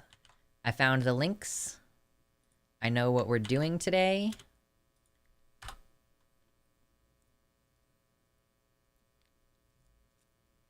I'm not the one who just typed want to see feet in their device. Funny shit. This is one of the things that I like about this show is that, you know, we go back and forth between talking about like serious politics shit and then like we're just on a whole different conversation about foot fetishes right now. The ADHD is so strong. This has got to be like whiplash for any neurotypical people. Yeah, I think feet being considered disgusting is part of what makes them attractive to those people. I'm sure it's the taboo. It's like, oh, this is weird. This is not allowed, you know?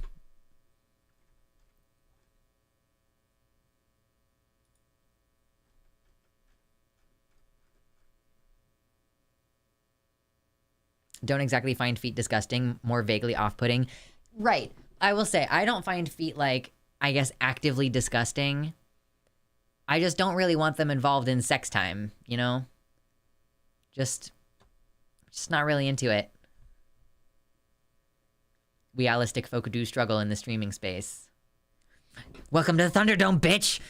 You're in my house now!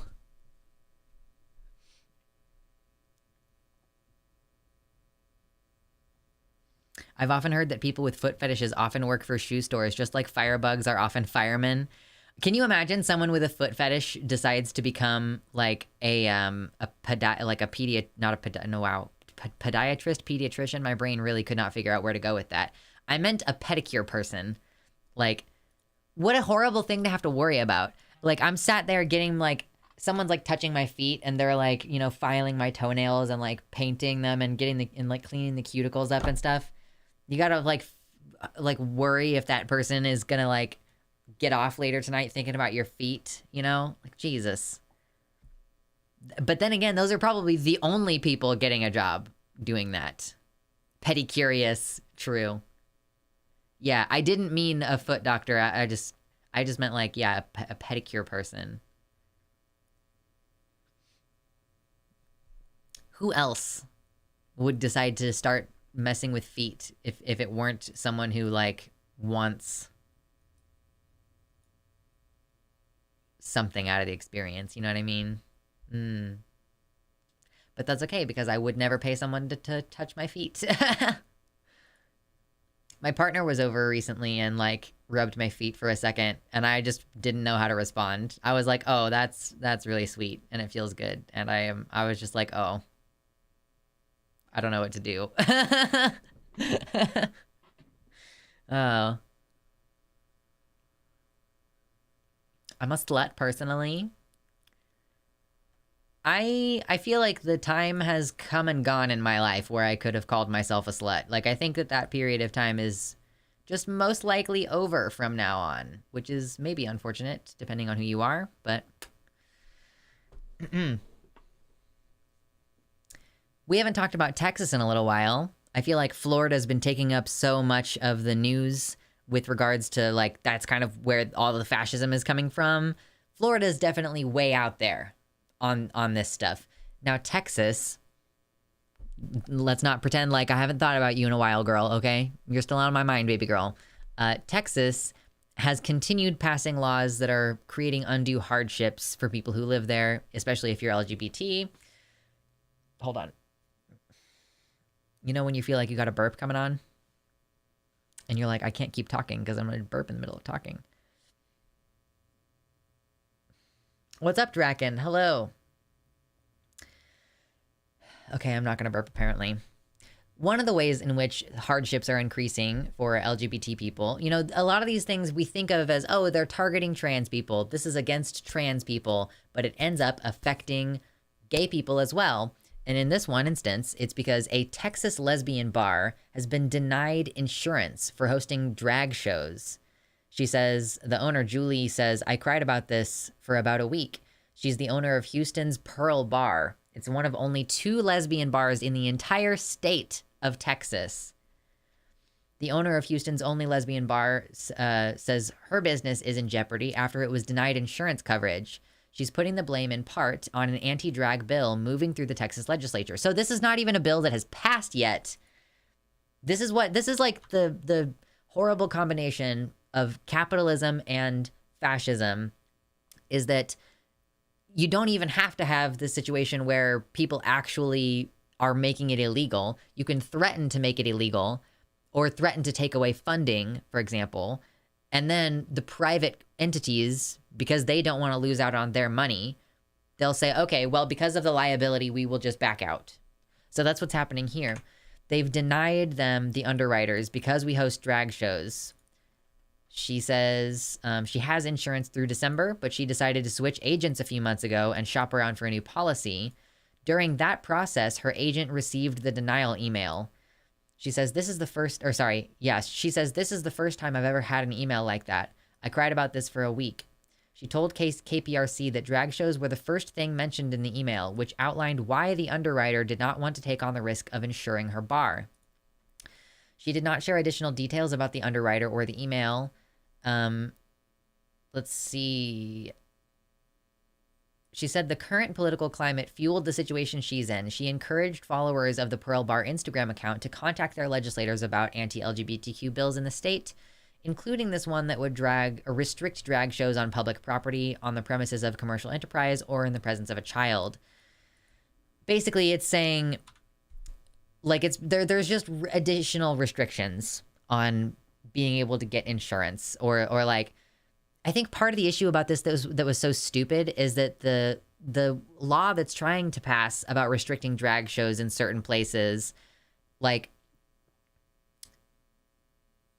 it's trying to restrict them so that they're not in the presence of children, but the bar is a 21 plus bar. Like, this bar that she owns, I don't even think it's a bar where you're allowed in if you're not drinking age. So, like, what purpose is this gonna serve? Pearl needs everyone to speak up for us so that we can stay open and host drag shows. It's that serious. We are in the final stretch of session, and every voice counts in pushing back on this and other anti-LGBTQ legislation. Step up, be loud, tell your legislators no way to these bills. State Senator Brian Hughes, the bill's author, did not immediately respond to your request for comment, of course. Drag shows are still legal in Texas, and Pearl Barr's situation is the result of, quote, fear and panic that lawmakers have stirred up, according to Brad Pritchett, who's a Houston resident and director for Equality Texas. Yeah, one of the most insidious consequences of all these bills is that most people don't know what's going on. It's ludicrous to think that legislators can shut down an entire industry without even changing the law. They haven't even changed the law yet. Texans show up. Texas is one of at least 16 states where there have been proposed bills like this, restricting audiences for drag performances and where they can take place. Tennessee passed that law and enacted it, but a federal judge blocked it from taking effect. Yeah. Pearl Bar is one of about 24 lesbian bars left in the entire U.S., one of only 2 in Texas, the other being Sue Ellen's in Dallas. Mabry hopes Texas will not be left with just one lone lesbian bar. So that's crazy. Like, that's absolutely wild. And it's really annoying. And like, man, if you're mad about it, hit like on the video, though. I'm just, never miss a moment. So it's really interesting if you take a look at this other thing, though. So Alejandra Caraballo, who is a lawyer, was talking about this. She points out, like, you know, this person is losing their insurance for their bar because they host drag shows. Meanwhile, and this is just something that I learned about myself today and that I fundamentally kind of can't believe what's going on here. Abuse and molestation liability insurance.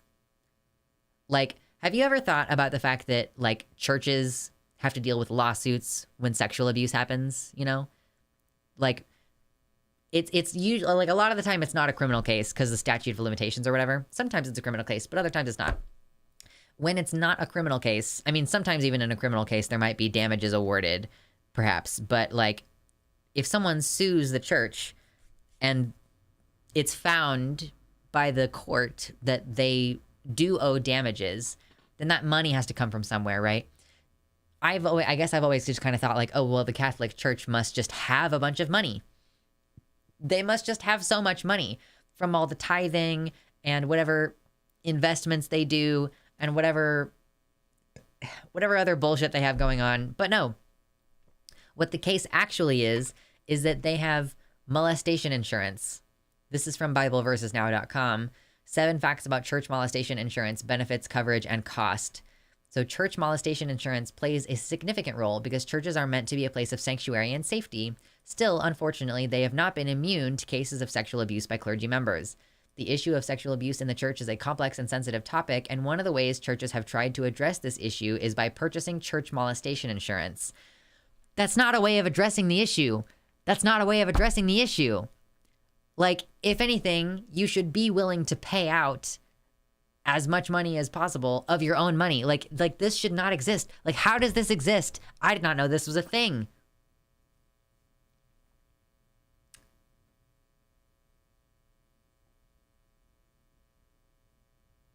Florida has always been full of transplants. That's true.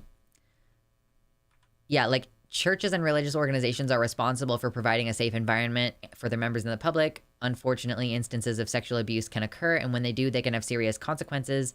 Church molestation insurance helps protect the organization and its members from such incidents' financial and legal fallout. Why? Like, who needs church molestation insurance? Any church or religious organization that works with children or vulnerable adults should consider church molestation insurance. It is also recommended for organizations that engage in activities or programs that could increase their risk of a sexual misconduct claim. And there's different types of church insurance. Like, the fact that there's like a handy little page explaining how this works is crazy. I want to know the legal protection. Church molestation insurance can also provide legal protection to churches. In the event of a claim or a lawsuit, the insurance company will typically provide legal representation for the church, including hiring lawyers and covering legal fees. Yeah. So, like, you get the swanky lawyers. You get the swanky lawyers who are good at protecting churches specifically from liability.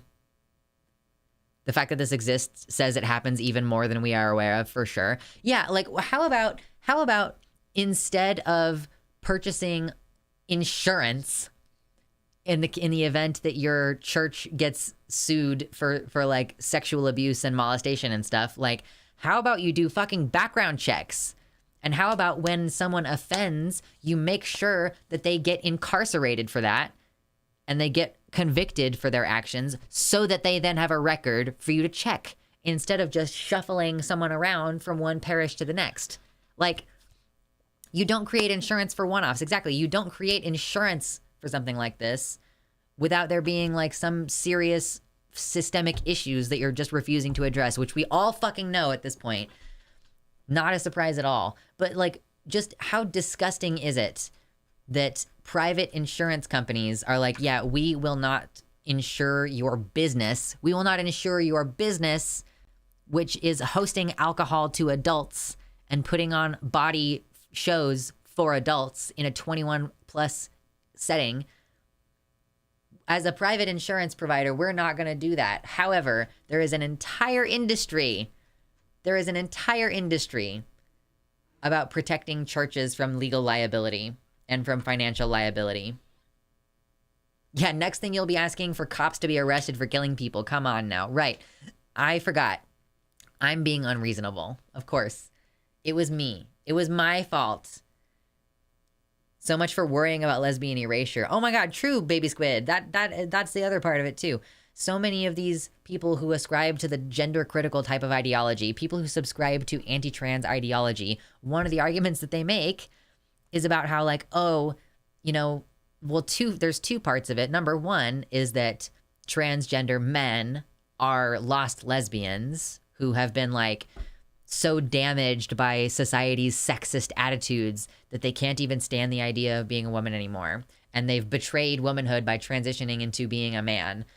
Number one. Number two is like, there's this other worry that like, well, you know, these trans-identified males want to have sex with lesbians. And so we have to protect lesbianism from so-called trans women. You know, it's very stupid.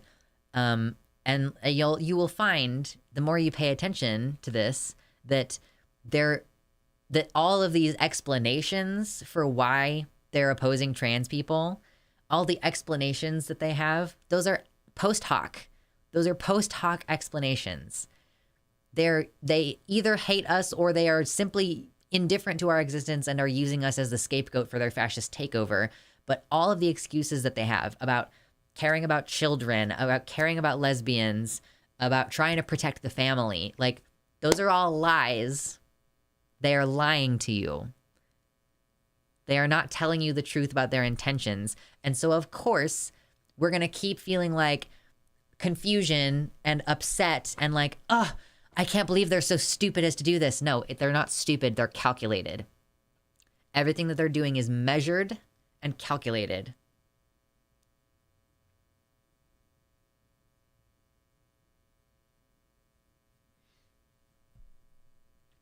Trans people are mutilating children. The church literally mutilating children. It's all projection.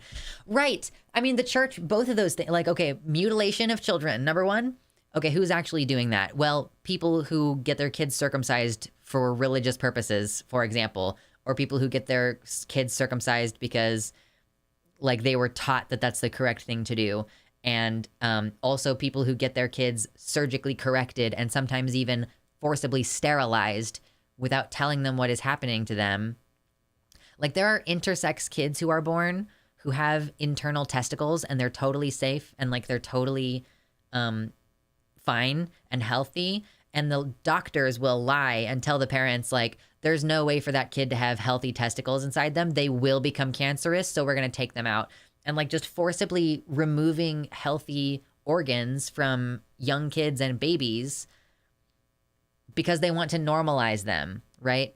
And then on the other hand, like, also the other accusation that they make where they try to accuse trans people of wanting to groom and molest children. And it's like, go look at your own church. Go look at your Boy Scout leaders. Go look at your stepdads and your uncles. Like, they go out of their way to protect sexual abusers in their own ranks. So just remember that, like, they don't actually, like, all of these explanations are lies. They don't actually care about protecting children. They want to have the power to abuse children in exactly the way that they want to. And you trying to protect children is an undermining of their power. They want to be able to sell their 12-year-old girls to their 60-year-old friends. And they want to be able to have the priest diddling boys and have him get away with it. And, oh, if someone finds out, then we just shuffle him off to another church. Just they want to have the power to do fucked up shit. Are you implying that Ariel Scarcella isn't being a good faith actor? Yo, I forgot that she existed. I saw a tweet about her recently and was like, oh, wow. I love that feeling. I love that feeling of being like, oh, I've so thoroughly forgotten that Ariel Scarcella existed.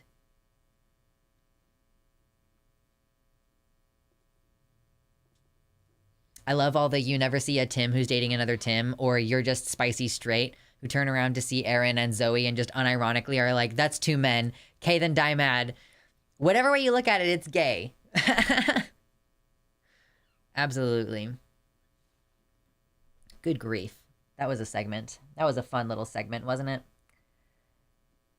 I don't really make it as obvious as some other people when they're starting a segment. Like, I was hanging out in Xander Hall's chat recently, and he like primes his chat and everything. He's like, okay, chat, you know what to do. And then they all say like, hi, YouTube in the chat as it goes by, and he starts the segment. I do it a little bit more like Vosh does, where I'm just in the middle of talking about something, and then I kind of like pause, and then the cadence shifts ever so slightly, and it's like, okay, now the segment has started. I don't introduce myself. I don't introduce I guess I introduce the topic, but I'm so sad that Ariel had a part in talking to young lesbians, and now she's just yikes. She was always really creepy.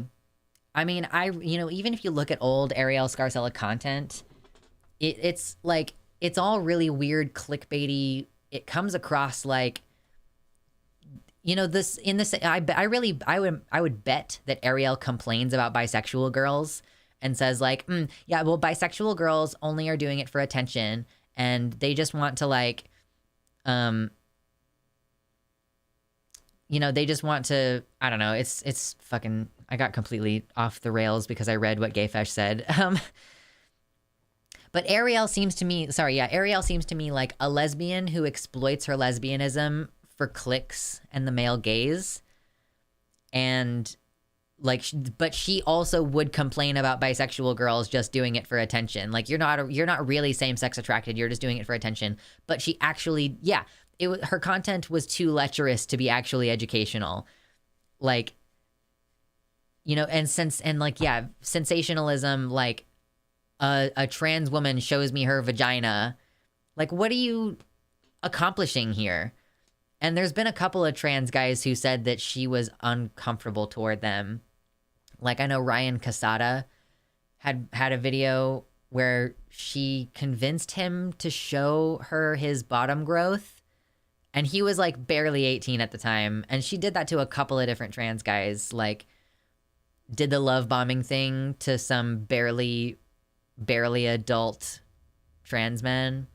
Xena and Poppy do their stream segments with full intro and outro, and they have to like remind people after a segment is over, we're not going anywhere. That was just for the YouTube segment.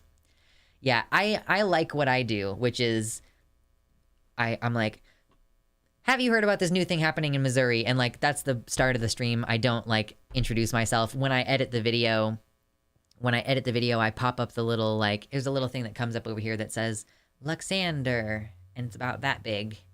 It's a little rectangle that's about that big, and it shows up right there. And that's how I do intros on the channel. And then I just kind of, this conversation stops at a certain point. But, I know that Xander Hall requests in the videos, he says like, like, comment, and subscribe as part of his, YouTube sections, and I don't do that, and he has way more subs than I do, so maybe I should pay more attention. And actually, before I end a stream segment, I should be like, by the way, like, comment, and subscribe. Xander Hall has been pumping out the videos lately. Oh yeah, he's got like 3 videos coming out daily. Between her and Lacey Green, that YouTube niche has not been great. Whatever happened to Lacey Green? I was thinking about her recently because I used to watch her content and I thought that it was good sex education content. But I don't know what happened back then. Didn't she become an MRA? I know that she started dating Chris Raygun. I remember her posting a video that was called "There Are Only 2 Genders" or something like that, or like something about only 2 genders. And her whole argument came down to, yeah, there are infinite genders, but there's only 2 sexes. It's like, okay, you're a fucking dipshit, actually, but whatever. Segment about Luxander's segments. We're getting meta up in here. So meta. I'm so meta, even this acronym. I have got weird energy today. I don't really know what the deal is, but, you know, I'm gonna go with it. Lel.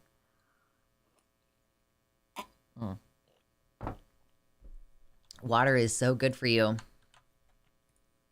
Hail, hydrate. Okay, we got some links. We did some links. We did some conversation. We got some segments. We got some seggies.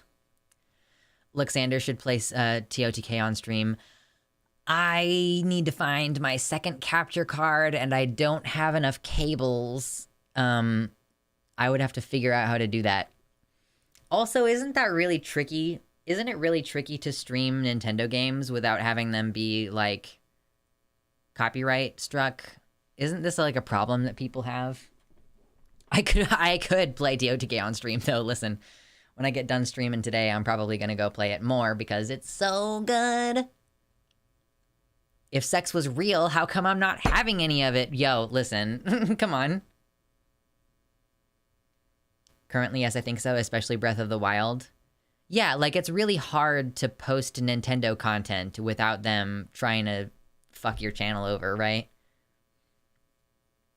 Like, the stuff that I worry about is I worry about tracks from the music getting caught. Because that has happened to me before, where I'll play, like, some indie game, you know? Like, back when I had a YouTube channel for gaming specifically.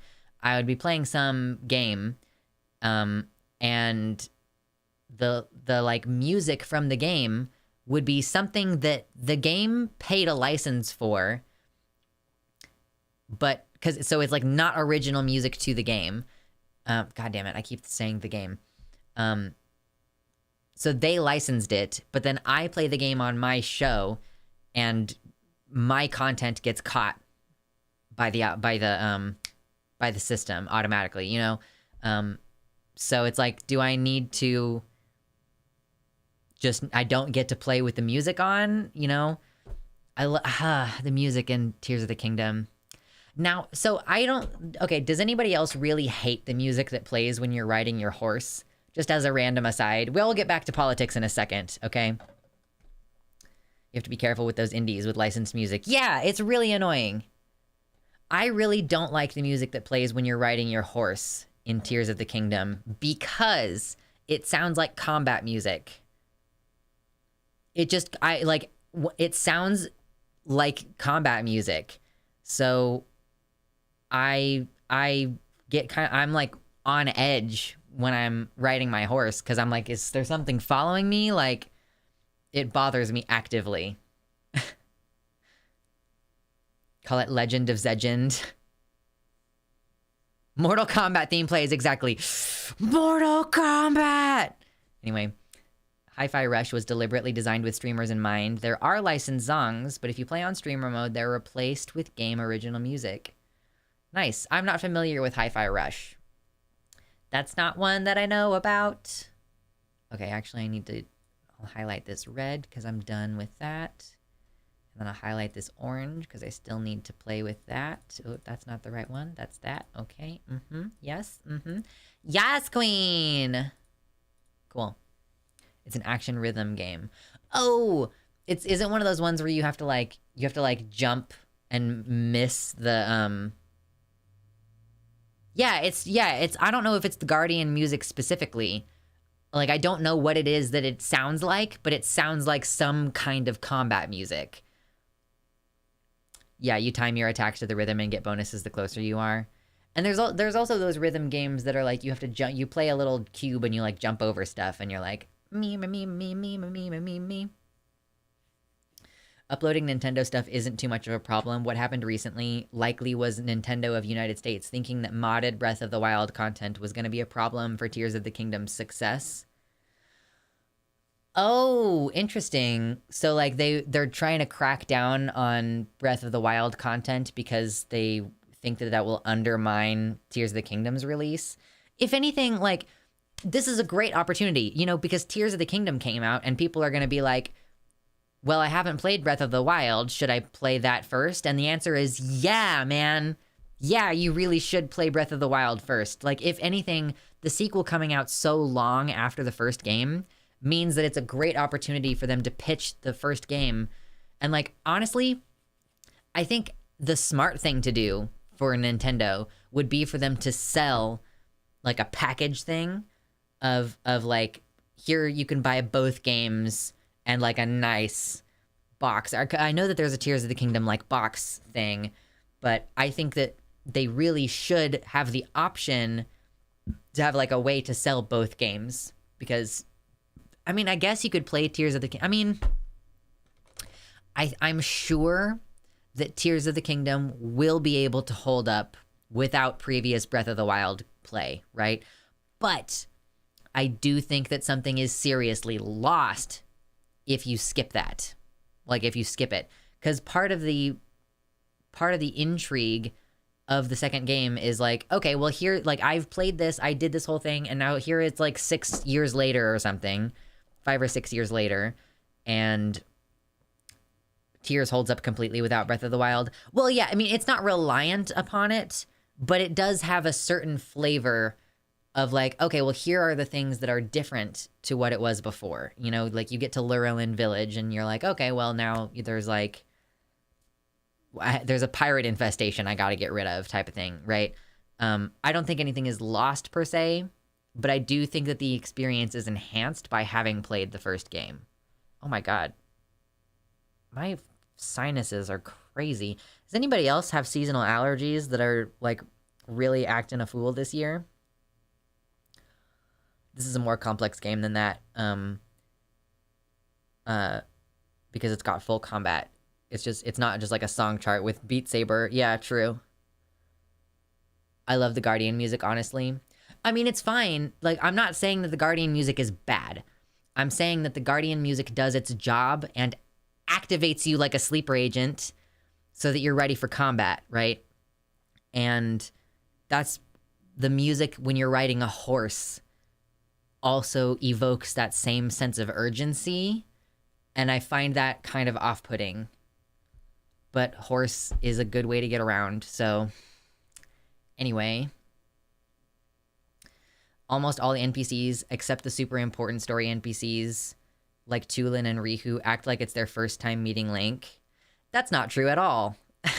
Plus, the story barely references the Calamity. I don't know if maybe I'm unlike other people and I've just been talking about, that I just talked to every single NPC, but there are so many NPCs that are like, you're Link? Or like, that are like, hey, I hoped that you would come say hello, Link. I haven't talked to you in a while. Like, I feel as though there were plenty of people at the beginning of the game who were like, yeah, hi, Link. You're the hero from the last game. I don't know. Everyone's been like, yeah, thank you. Everyone's been like, oh my God, you're famous. You're the swordsman of legend. Whoa. But I guess, yeah, no. Yeah, that's pretty out of the ordinary.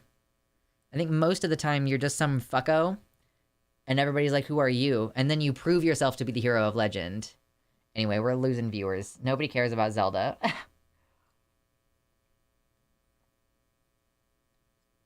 Exactly, Andy's Mints. Andy's knows what I'm talking about. You get so stressed. The laser beam locks onto you in Breath of the Wild. You hear the piano music and you're like, shit, shit, shit, shit, shit. No, running away. No, no, no, no, no. Like, shit, shit, shit, shit, shit. I gotta get out of here.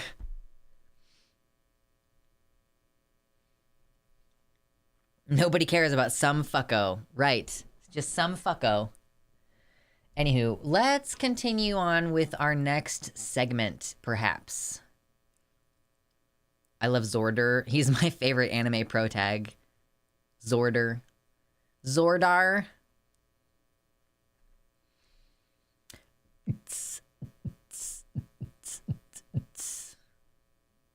Let's keep things rolling. Oh yeah, it was Twitter. Twitter is where I was.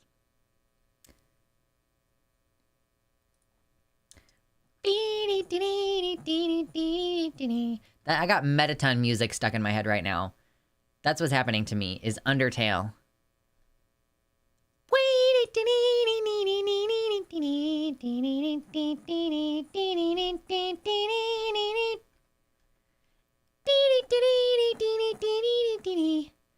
I saw someone on Twitch play as a custom modded version of Link in Breath of the Wild that was their hyena persona.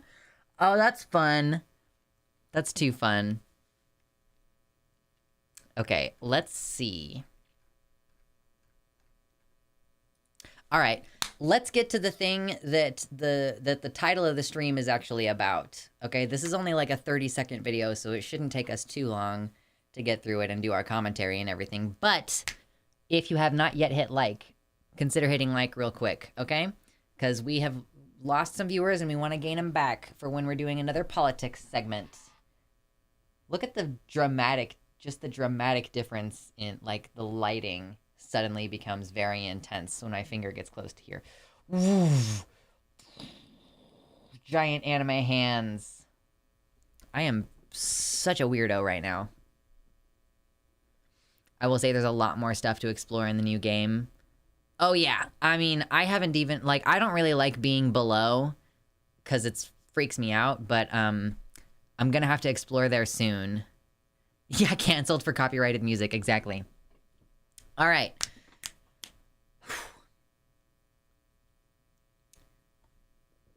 It's pretty obvious that a party that has continuously, for the past, I mean, my entire life, I'm 30, and my entire life, voting has been harder and harder. Restrictions are being implemented. Voting locations, like polling locations, are being closed. I mean, the Republican Party is pretty obviously anti-democracy. There's like a difference between a democracy and a republic. And a republic has a tendency to become very oligarchical. So the thing is, yeah, me being a weirdo, but that's why I'm here. Well, thank you. Good to be here for me being a weirdo. Redistricting, gerrymandering, stacking the courts. There are just numerous examples of Republicans being against democracy, right? Just every time. It's not hard to point out, but they do very rarely actually say the quiet part out loud. I think that's how the kids say it when it's mask off moment. They said the quiet part out loud. What? Surprise. Anyway, so I had a little bit of a moment when I was perusing Twitter earlier, as you do. You go on Twitter and you start perusing and you have a little bit of a moment and you go, what? I can't believe he said that. What? And so that's what we're going to do now, is we're going to see what Senator Tommy Tuberville has to say. Tommy Tuberville. What a wild, zany, wacky name. And he is a Republican from Alabama. I don't want to preface this at all. I'm just gonna start playing it. No, be quiet. Let me make sure everything is balanced with the audios. I can't. Okay, cool. Yeah, he's pretty much where he needs to be. Nope, I did not. I'm not talking to you. My phone thought that I was talking to her, but I was not. Okay. Loving that name. Sorry. It's like he should belong in like a folksy story and not in a House of Representatives kind of situation, or Senate, whatever his position is. Anyway, let's see what this guy has to say about democracy. I can't even talk about it. it's so bad. But if people don't go to jail for this, American people should just stand up and say, listen, enough's enough. Let's don't have elections anymore. I wish there was a special investigation into the voter fraud, because it was outrageous what happened. But nobody wanted to look into it because they were afraid they were going to be called out. And so it is what it is. I hate that it's happened. I feel like I wish that I had seen the full interview. This is all I could find was this clip. And just literally, like, we shouldn't have elections anymore. I think that he was talking about the, like, January 6th attempted insurrection moment where, Trump and Rudy Giuliani had planned that they were going to, like, go after this hypothetical election fraud tactic if they lost. They knew that they were going to do that. And then there's all this hubbub about confirming the vote, and then attempted usurpation of the government, attempt to stop the count of the vote. And then this still these senators and these like Republican senators and representatives are going on with this narrative that the voting apparatus itself has been compromised. So they're using the excuse that the voting apparatus has been compromised in order to justify doing a bunch of anti-freedom stuff, anti-democratic stuff, like talking about limiting the voting age and talking about changing voting requirements. And in some cases, like this guy saying, what if we just don't have elections anymore? Let's don't have elections anymore. We can't trust this process to not be corrupt. Therefore, let's take away the voting entirely. It's one of those things that would be confusing if you were like, wait, how does that make any sense? But again, let me just remind you that it's not supposed to make sense, because what they want is the ability to do whatever they want and have all of the power and have you not be able to do anything about it. Like, the reason why gerrymandering is a thing is because if the elections were fair, then Republicans would not win. They have to trick you and rig the system against actual democracy in order for them to maintain any semblance of power. Notice how they are always just barely clinging to power. They just barely have the majority. Or in some cases, they convince a Democrat to flip over to a Republican, and that just barely gives them exactly the right number of votes for a supermajority to cancel out the vote of the Democratic governor in the case of, I believe, North Carolina. Ask yourself why that is. How is it that they always seem to have just exactly 51 votes in a house full of 100 people? Like, how is it that demographics have been shifting across this country for my entire lifetime? People are becoming more and more progressive. Conservatives are losing power. Conservative values are no longer in line with popular American values. And yet, they still are clinging by the skin of their teeth onto a majority of power. How is that happening? It's because they have basically stolen the country from us, and they're using all these different excuses. Oh, we need to protect the rurals from these big city elites. Oh, these liberals, we can't have them making the laws for everybody. And instead, what they're doing is allowing a minority, truly a Christo-fascist minority, to impose its will on everybody and to effectively ruin our country and destroy democracy. Gerrymandering, restricting voting, closing districts. Like, they opened up a new district in North Carolina. They were like, you know what? Our population in our state has changed. We're going to draw up a whole new district. 60% Democrats. They put in their very first elected representative for that district. They voted in a Democrat, and then she immediately changed party to a Republican and started voting against abortion rights. So I wonder how much money that she got for that, TBH. We talked about it before on stream, but I'm really curious how much money she got from that.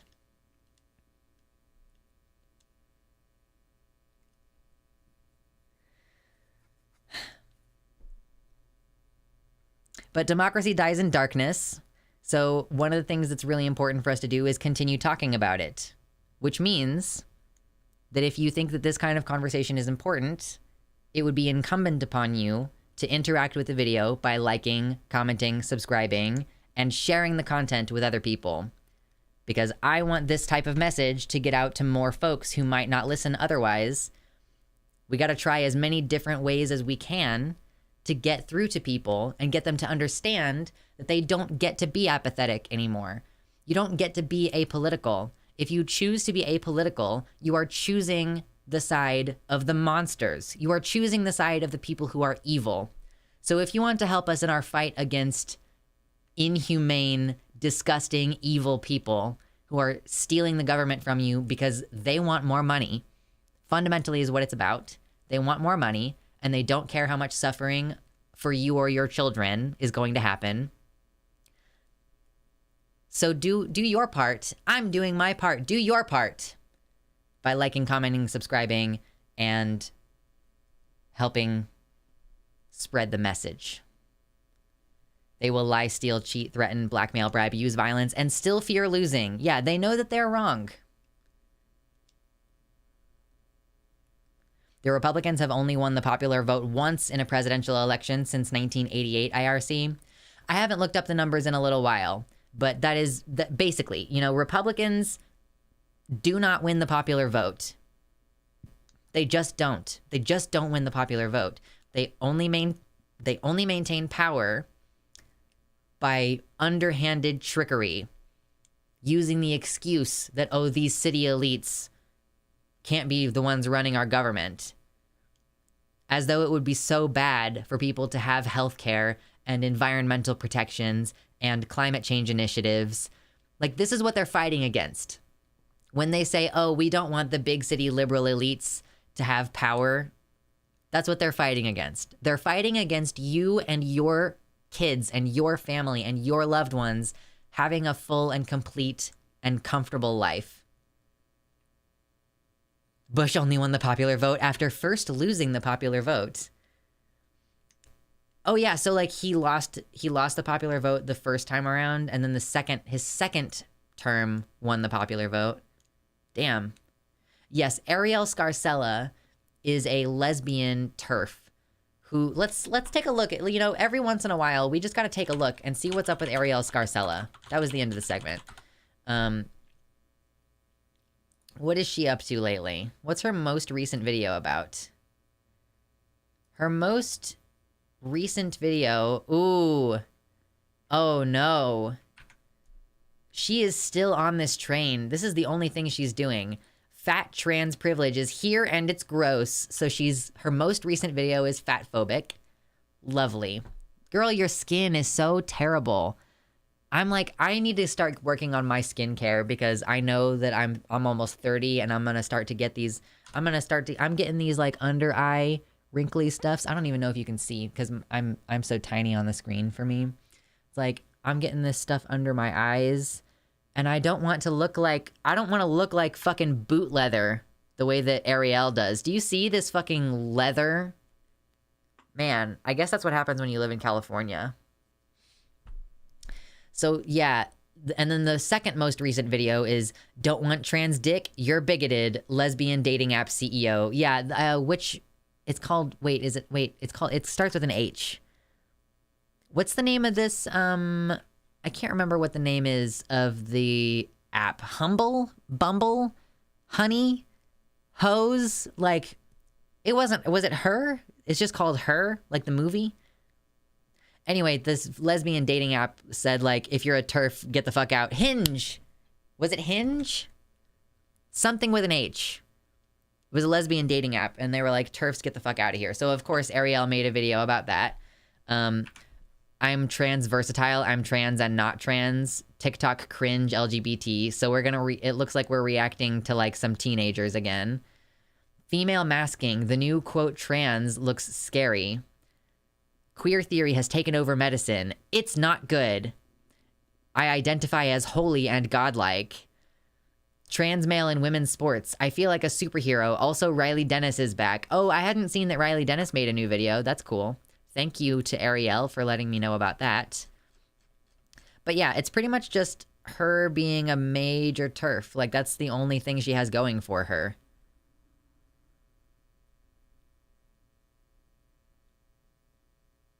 Leave the cringe TikTok teens alone. They're mostly just vibing.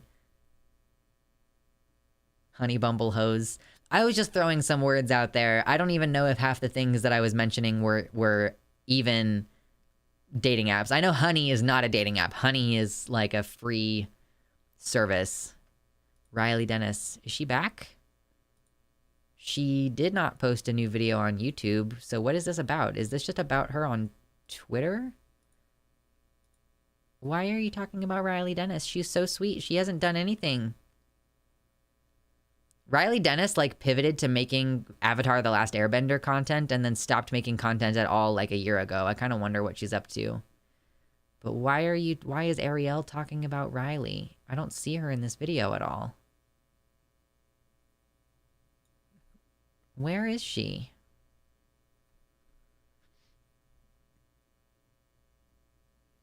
I got carded for a video game 3 years ago. I was 33 and I'm in Los Angeles. My older sister, however, is getting the leathery skin, but she's outside in the sun a lot. I'm sitting there getting like the highest quality sunscreen that I can get at the store because, and like, I was asking chat recently if I should be wearing sunscreen even if I'm just going from my house to the car and then from my car into the building that I'm going to. It's like, I guess there's maybe some UV penetration happening in the car even. Why do phobics always look like people who no one wanted to fuck in the first place? TERFs all look like they drink from the same pond water and there is something in it. Yeah.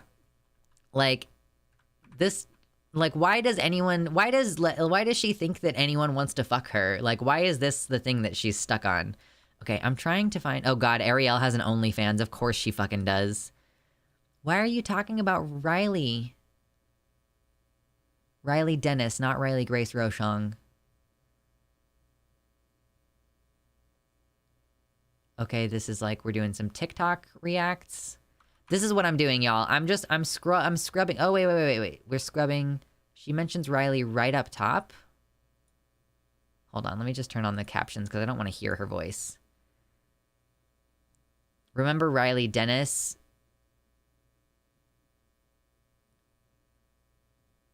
Riley is in the news again, all the way in Australia this time. Fed up parents erupt over a trans woman football player who is the league's top goal scorer.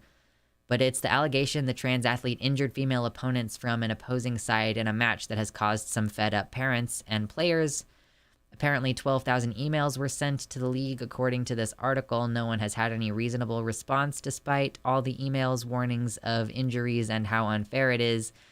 Why are you... Okay, I've met Riley. Okay, why are you talking about Riley? Riley's a tall trans woman. Okay, she's tall. And I completely disagree that trans women should be competing in sports. Okay, yeah, I don't care. But why is Riley in the news? Riley is trying to erase the biology behind what it... But like... This feels like a wild... This feels like a wild swing out of just nowhere. Like, the rest of this video, scrubbing through, like, what do you mean Riley's in the news? This has, okay, we're watching a TikTok now. That's not inclusive. Okay, I'm scrubbing through. Like, what? I mean, really, I think that she just mentioned Riley because she is a transgender woman who lives in Australia. I think that was the entirety of why she brought up Riley Dennis.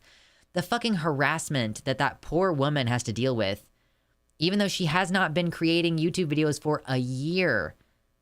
Like, Riley Dennis has not made any YouTube videos in over a year. And she's still catching strays just because she happens to be a transgender woman who lives in Australia. I'm scrubbing through again because I want to see if there is any more conversation. Like, does she mention Riley's name anywhere else except for the beginning of this video? Did she really just use Riley's face in the thumbnail as an excuse to, like, make money off of her visage? Like, to make money off of the anger and stupidity that surrounds women like Riley Dennis? Like,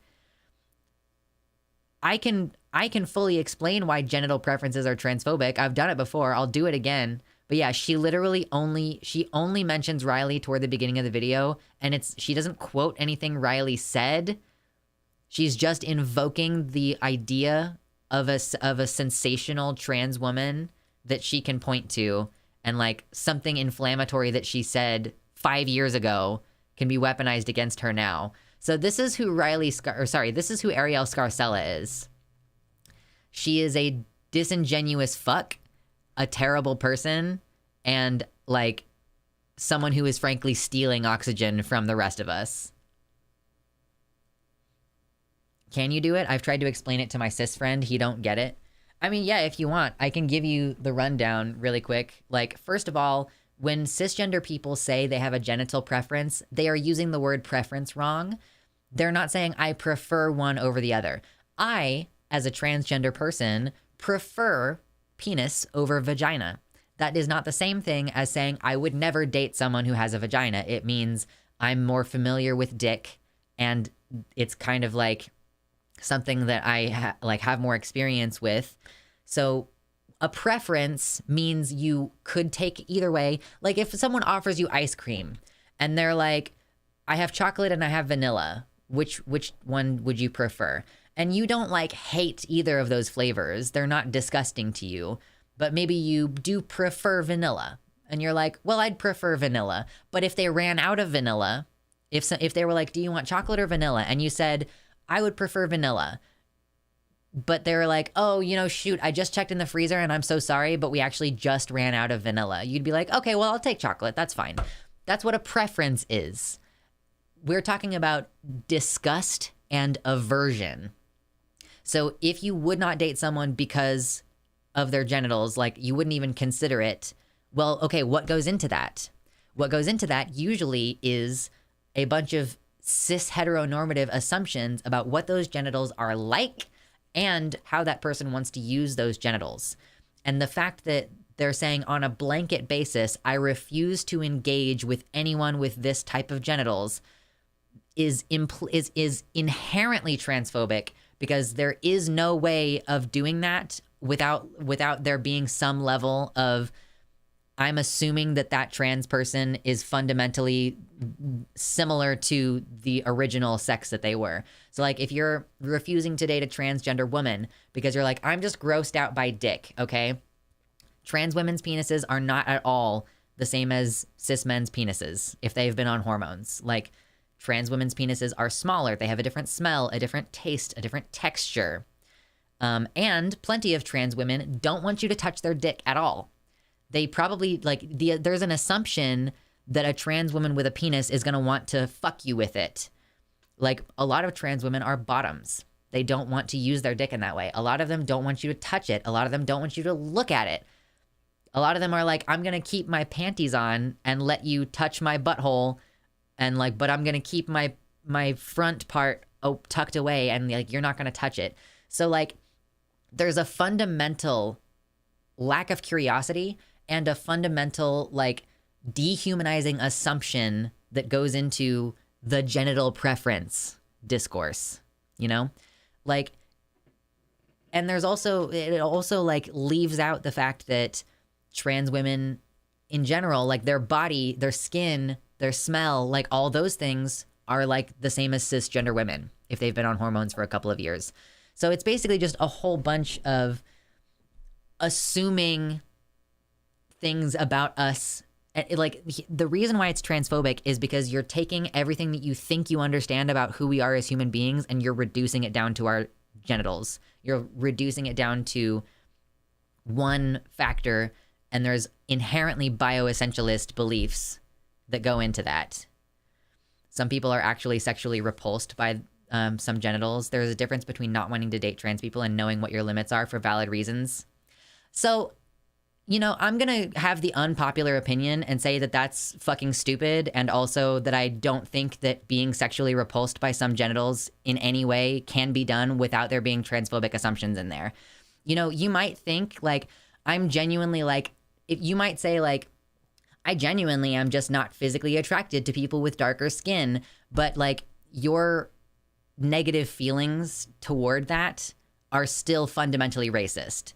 Like, you can think, oh, I just have a preference for dating white people, but you're still being racist. You know what I mean? Like, I don't really understand how people can be like, I am sexually repulsed by these genitals. And like, again, like trans women's genitals are fundamentally different in some ways to cisgender men's genitals. So it's like, again, if the thing that you're grossed out by is boners, I have good news for you. Like, lots of trans women don't get them anymore. So it's like, and like, again, as well, plenty of trans people have had bottom surgery.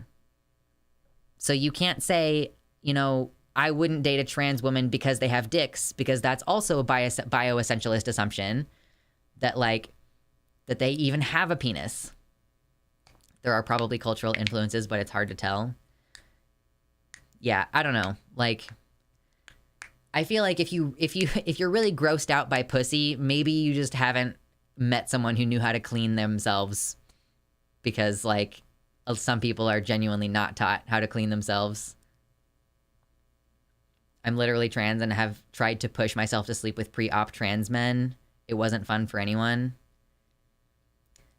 Are you a trans man or like similar to that? Because I have heard of some trans people having issues interacting with similar genitals to what they were assigned at birth because of their own dysphoria, which still fundamentally means that like your preferences are being shaped by transphobia to an extent. Like internalized transphobia about your own body parts getting like complicated in your feelings toward other people, you know? But I don't know, like, I guess like I just kind of am at this point in my life where I refuse to acknowledge certain things as potentially legitimate. Like, the whole concept of complete genital disgust that isn't somehow moored in some other issue. Like, I basically just don't think that you can be disgusted by someone's genitals without there being some other underlying issue. And so it's not really even about those genitals. But yeah, I can still make that argument, and I will hold by that argument, because transphobia doesn't mean that you hate trans people necessarily. You can have bigoted beliefs without knowing that you have bigoted beliefs. If you refuse, you know, just going back to fat phobia as well, you can think like, I'm literally disgusted by fat people's bodies. Like, I would never have sex with a fat person because that is disgusting. They stink. They can't clean themselves. They are so gross. And you might think that there is some legitimacy to that. You might think in your head, well, you know, of course they can't clean themselves. They can't even reach, you know, and on some level you might be genuinely disgusted, but also like that disgust is moored in the fact that society is fat phobia and like beauty standards are fat phobic. Yeah, clipped. Neat. I gotta ask Evie the Purple if she can make neat for me. I think that she's working on it right now, but I want to see if she can get it ready for me. Because I actually love neat, and I'm sad that Vosh got rid of it, but I know why he did. Like, I get why he did. Wait, if I have transphobia, that makes me like the bad people, which I can't be, so you must be a bad faith actor. Exactly. Oh, it's an emoji, Star Panda. It's just like, it's an emoji of the Pepe, and he's holding a camera, and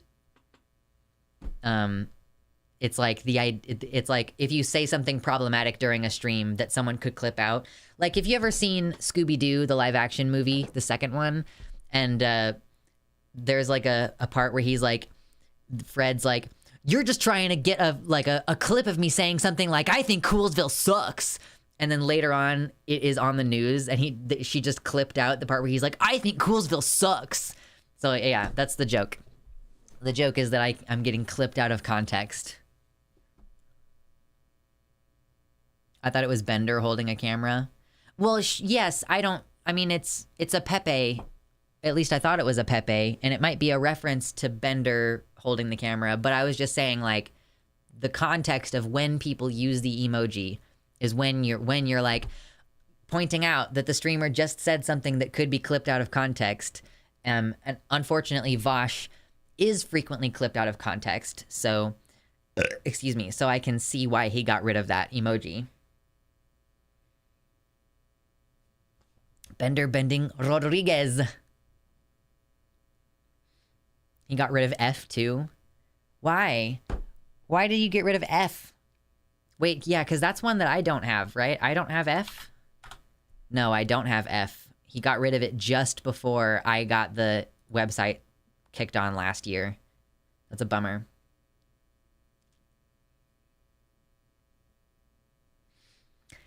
Sag. Death is still here. Yes. Never been much of a Bender fan. Kind of a jerk. I went back and watched some Futurama recently, and that show is just, it's really misogynistic and casually homophobic and transphobic. Like, it really sucks. It tends to express its transphobia and misogyny through robot characters. And it expresses its homophobia through human characters.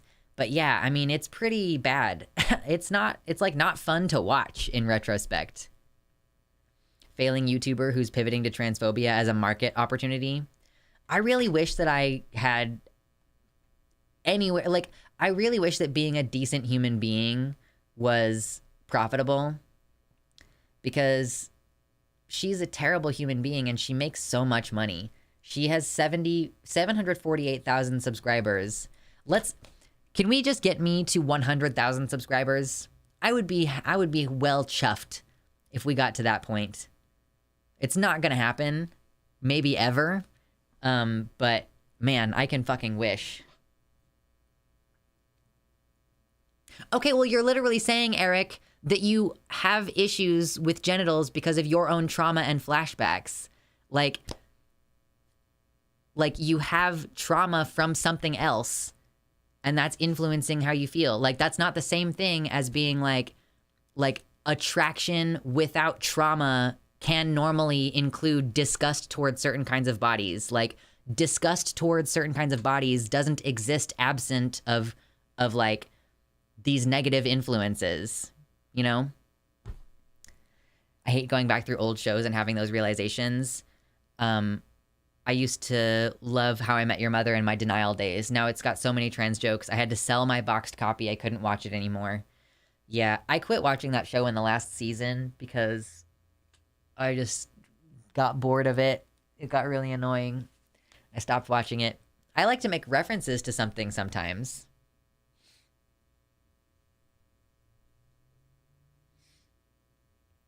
But yeah. I mean, I still reference, like, Harry Potter occasionally, but I do it less nowadays. It's just, yeah. And sometimes it still happens. You do a little bit of a cheeky ref. Cheeky ref. You're a wizard, etc. Yeah, mischief managed. I have fond memories of parts of that show, but I know I will never watch it again because Barney is just a walking date rape joke. Yeah. Yeah. And Ted is like the worst. Ted is the actual worst. It's not very surprising how many shows or movies are just like really, really badly aged. Yeah. We really are not very far removed from the society that treated all trans people like a punchline, you know? By the way, hit like if you haven't yet. We're having a good time. We're going strong. 70 viewers.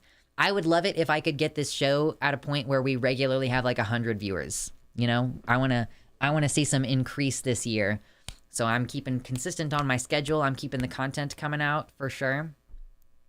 Ted and Lily are both just purely awful people. And then Barney is even worse, but he's the wacky friend, so it's fine. And he's played by a beloved gay actor. So we also have that, like, propensity toward liking him because we know it's Neil Patrick Harris, right? There's a lot of fat jokes in How I Met Your Mother. Of course, yeah, the fat phobia, I'm sure, still exists. I feel the same with The Big Bang Theory. I think the issue with The Big Bang Theory was that, I mean, I haven't watched it in a while. I like watched a video essay about how, like, if you pay attention to the laugh tracks in How I Met Your Mother, it's really not so much that the jokes are for a smart audience to enjoy. Like, you think, oh, I'm going to watch How I Met Your Mother. Sorry, you think to yourself, I'm going to watch The Big Bang Theory because I like D&D and I like nerdy stuff. And some of my friends are biologists. So, I mean, that's like literally true. I'm like literally like, hi, you're a biologist and I consider you my friend. You might, you think going into it, oh, this is going to be a joke, or this is going to be a show with funny jokes that I will understand because I'm smart. And then you start watching it and it's actually about like making fun of smart people. It's actually like making fun of the D&D and the nerdiness. Like, if you pay attention to where the laugh tracks are, it's not really a show about enjoying and embracing your nerdiness. It's kind of more a show that was created for a mainstream audience to point and laugh at the nerds in a socially acceptable manner. So, normies like The Big Bang Theory, but people who are actually nerds and actually smart and stuff, like who are actually into those things, they don't like that, The actual nerd jokes aren't even funny. Yeah, because I mean, the point is that it needs to be funny to a normie audience. So of course they can't appeal to actually smart people. And then Sheldon is just a meme of autism. Disliked it heavily. Yeah. IDK how I feel about Neil Patrick Harris on his own merits either. I remember when he was live tweeting the Tonys and Rachel Bloom was doing some behind the scenes hosting coverage and he tweeted out, "Who is this lady?" And she's like, "My husband wrote for your show for 9 years and we have met multiple times. I literally threw a drink in your face in an episode."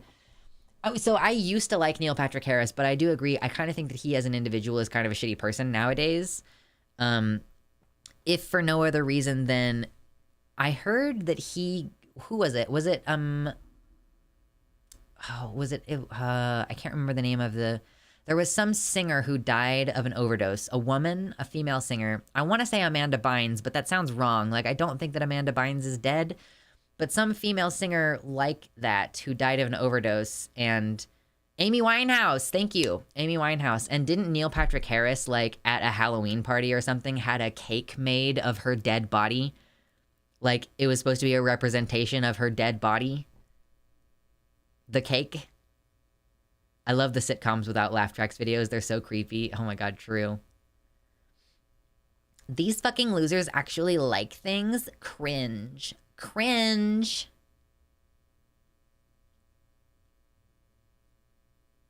You also have to remember that older queer people understand gender differently.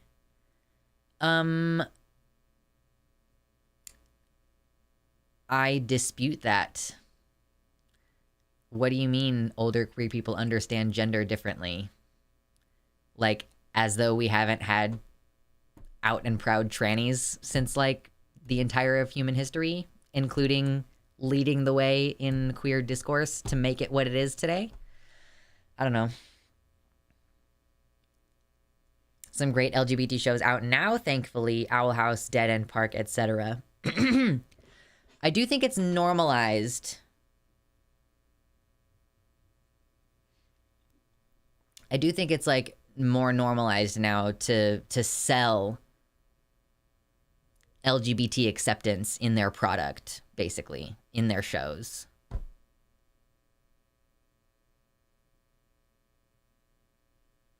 Oh, something about a bird cage? Okay, I missed that part. My problem with the show is the blatant misogyny and objectification of the women characters. Of course. Yeah. The Owl House is a love letter to fandom and neurodivergence.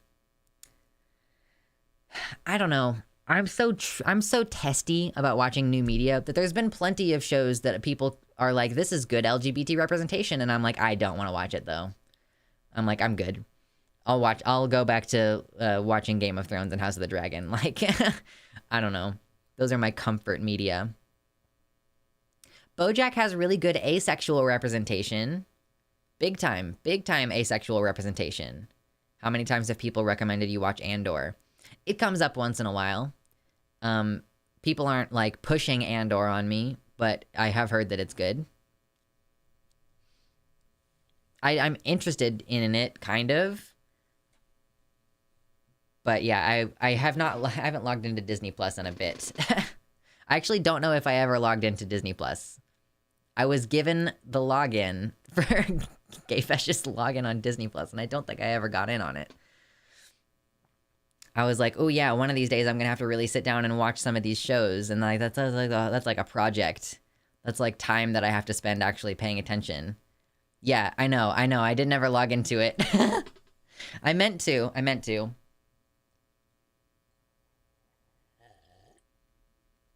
I'm not doing anime, y'all. I'm not watching JoJo's Bizarre Adventure. It's not happening.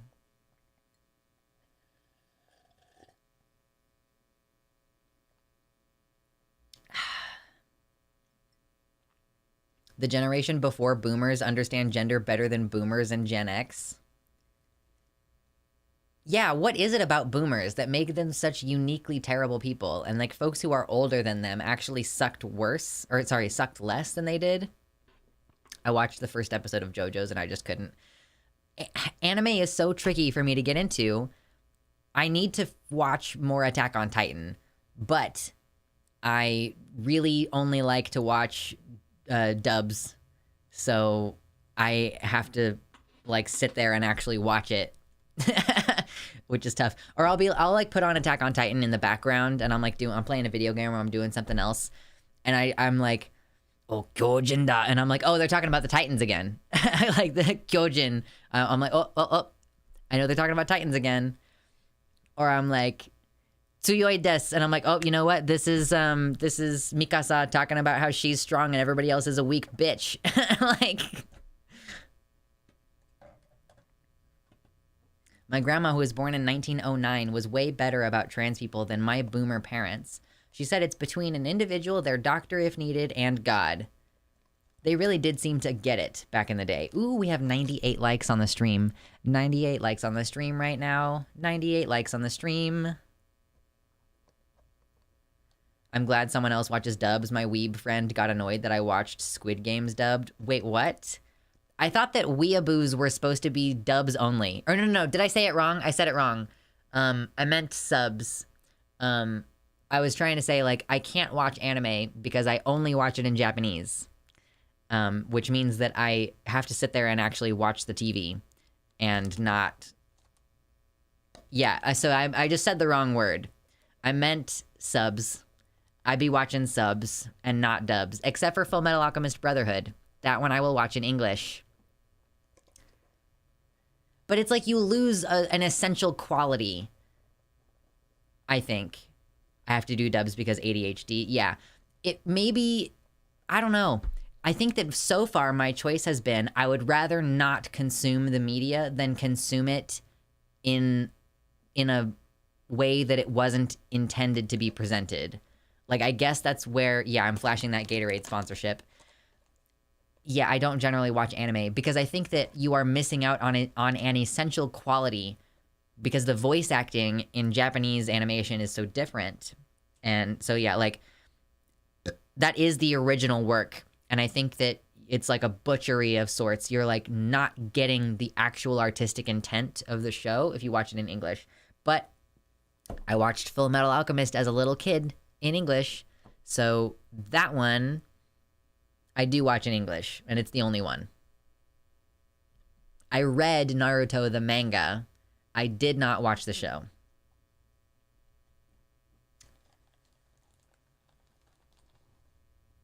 I literally cannot read fast enough, TBH, unless I want to pause constantly to read the subs. Oh, that's a bummer. You know that you can do, like, a thing that will help you read faster? Read faster training.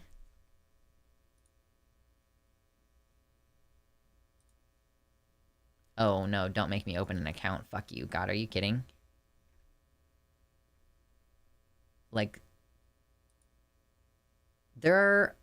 I've seen a website before that's, like, supposed to help you learn how to read fast, and it basically just, like, you can change the speed, and the words just show up on the screen one at a time, and it, like, increases the speed to, and, like, you can get to a point where you're reading crazy fast.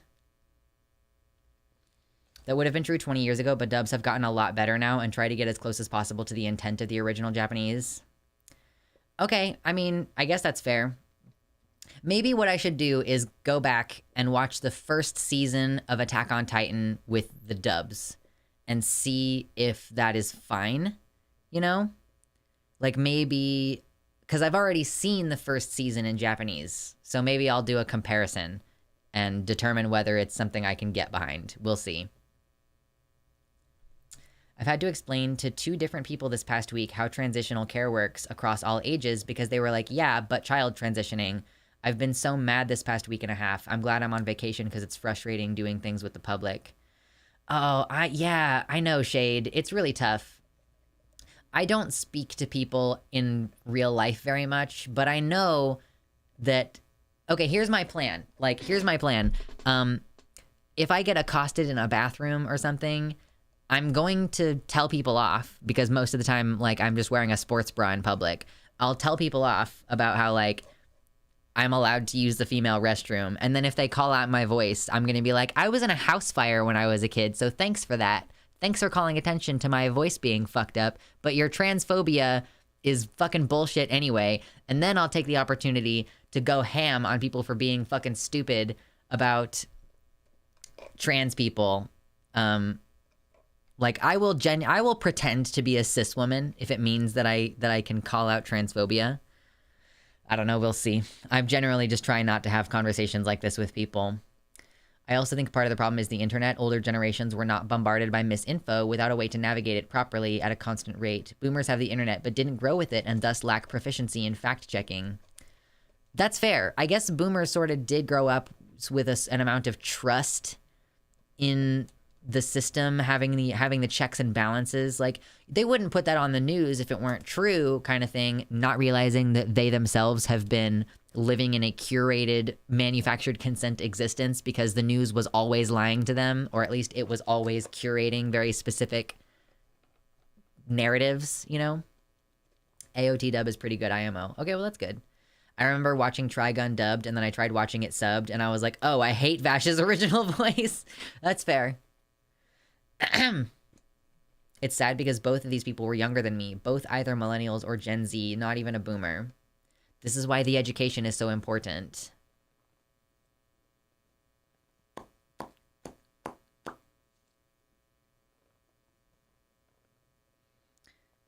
The Swedish show Young Royals uses most of the same actors in their English dub. Oh, that's cool. Vash's dubbed voice carries his goofiness far better than the OG voice IMO. Well, it's was he even meant to come across as goofy in the OG? Or was the original artistic intention for him to be less goofy? And then the American version made it more goofy. I don't know. I didn't ever watch Trigun, though. It just wasn't one of the ones that I was into at the time. He gets serious later. Is Trigun kind of like Full Metal Alchemist in that way where it's it's a very serious thing and but then there's these goofy fucking moments and the entire art style changes for it goes all chibi for a moment because of how silly shit's getting and then you see Armstrong flexing and he's got the sparkles all around him, you know?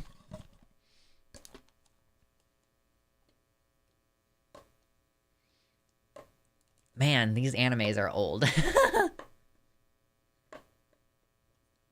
It doesn't have major art shifts, but it starts silly and gets serious once you find out Vash's backstory. Trigun is a fever dream if you took it seriously. Okay, yeah. Yeah, maybe I need to go back and watch some of these older anime.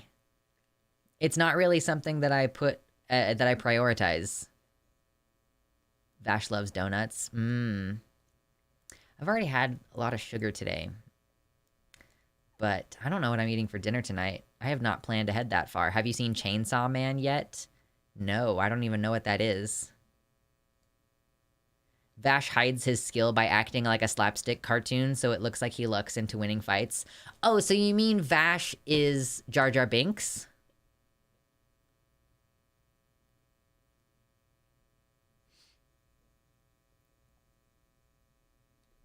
Wonder Egg priority equals best anime ever. Darth Jar Jar. Yeah, I had to let that one hang. I had to wait to get a response to that one because I was like, that's an absurd reference that I've just made. If you're not familiar with it, everybody, there is a fan theory that Jar Jar Binks uses his foolish nature to conceal the fact that he's actually a Sith Lord, because, you know, he does all these goofy antics that just so happen to have a good impact on the battle. Like, he ends up shooting someone and like makes it look like an accident kind of thing. And he seems to have some amount of like ability to ascertain that something is about to happen. Like a very, very subtle kind of force manipulation that could be coming from Jar Jar. Doesn't he use a real world martial art? I'm totally not sure. I haven't watched those movies in such a long time. I do want to go back and like, I need to watch the original trilogy, and then I want to watch the prequels because I haven't seen them in fucking really, really, really long time. I watched the first 3 episodes of Andor and didn't see what the fuss was about. As I understand it, Andor is good because of it being like more politically interesting than other types of Star Wars. It's called the Drunken Master technique. Oh yeah, there is there have been some comparisons made that Jar Jar Binks is effectively using some kind of drunken master, pretending to be goofy and stupid and actually is a master kind of moment. Yeah, oopsie, Misa shoots the bad. Andor gets way more explicitly based later on. It's a slow burn, right? But I've heard great things. I mean, I talked to Demon Mama on her stream in like January. Oh my god, it's fucking May. The last time I talked to Demon Mama on stream was in January. I feel like I need to do more collabs, but I don't know how to make that happen because, again, the problem with collabs is I don't know how to come up with conversation topics.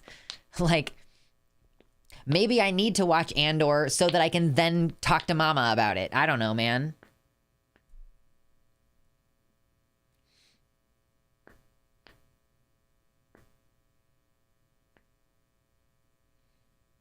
But yeah, I don't really get into anime nowadays.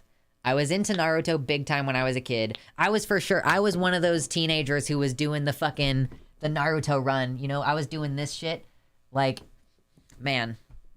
Yeah, maybe my podcast can talk about Andor and I bring in you in DM. Yeah, I have to actually watch the show, though, in order to participate in that convo.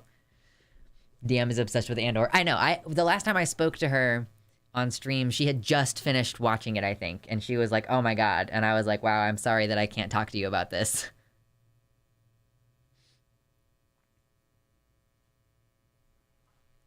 I need to do better at networking in general. Like Chariot was in here earlier, and I'm like, yeah, I need to just like actually talk to my friends sometimes. She is obsessed with Star Wars again, and it's my fault. How dare you, Gayfesh, making everybody obsessed with Star Wars.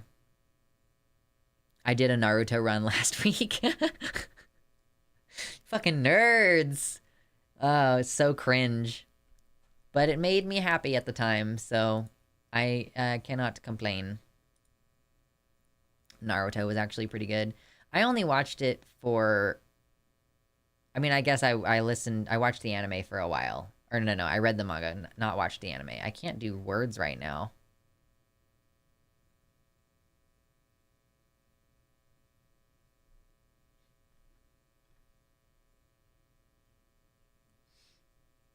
I can help with networking if you want. I mean, yeah. My issue is not that I don't have contact with these people. It's more like I really struggle to do... So here's the thing. I think that this is what's happened, okay? DMing with people is the primary way that you communicate, right? Nowadays, like, if people live far away, the main way that you get in touch is through a private message. And I used to be more or less okay at doing private messages. I would have like a couple of friends who I would talk to pretty regularly. I have also been in a relationship for like 14 years that has been quite full of conflict. And a lot of those conflicts have been over text message. So I think that, like, and also like having a relationship that has a lot of conflict in it means that that ends up being the thing that is going on in your life a lot. And so that's the thing that you end up wanting to talk about. So like this kind of 1-2 punch of like being in a relationship that was experiencing a lot of conflict that was difficult for me to manage, with my like history of like having trauma and having not been in therapy until the last few years. Like a lot of anxiety about getting into arguments over text message and having a difficult time maintaining my friendships because I find it so difficult to talk about anything when I have that kind of conflict going on. And so I just like have gradually built up this really intense aversion to DMs, and I don't drink alcohol anymore. So like, I mean, honestly, I'm kind of thinking about maybe getting some tonight just to jolly things along a bit. But, you know, if I have sent you a DM anytime in the last 2 years, it was probably on a night that I was a little bit tipsy, because that is the only time that I can reliably like get back at people. Or like even I'll be like, oh yeah, I've been meaning to text this person about something. So it's just really hard. I have a lot of avoidance about it, and it's been something that I've been working on in therapy on and off for a long time. So it's mostly about constantly being too stressed also. Like that is another aspect of it. And yeah, just not feeling like talking to people is going to be a good result, you know? Yeah, it's tough. So if anybody ever DMs me and I don't respond, like it's because I just find it intensely overwhelming. It's not you personally, and I am trying to get better. It's like a constant process.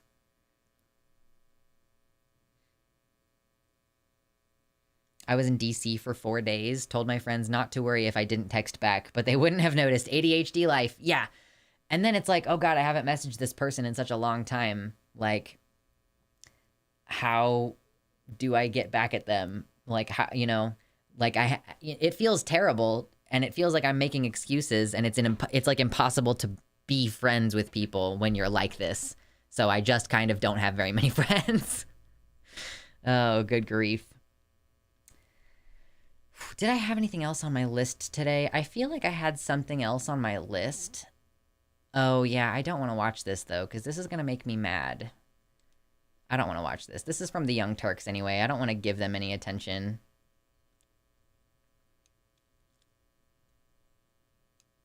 Not having many friends, gang. Gang. Okay, I got so much stuff in my hands. I'm like fidgety. I'm fidgety today.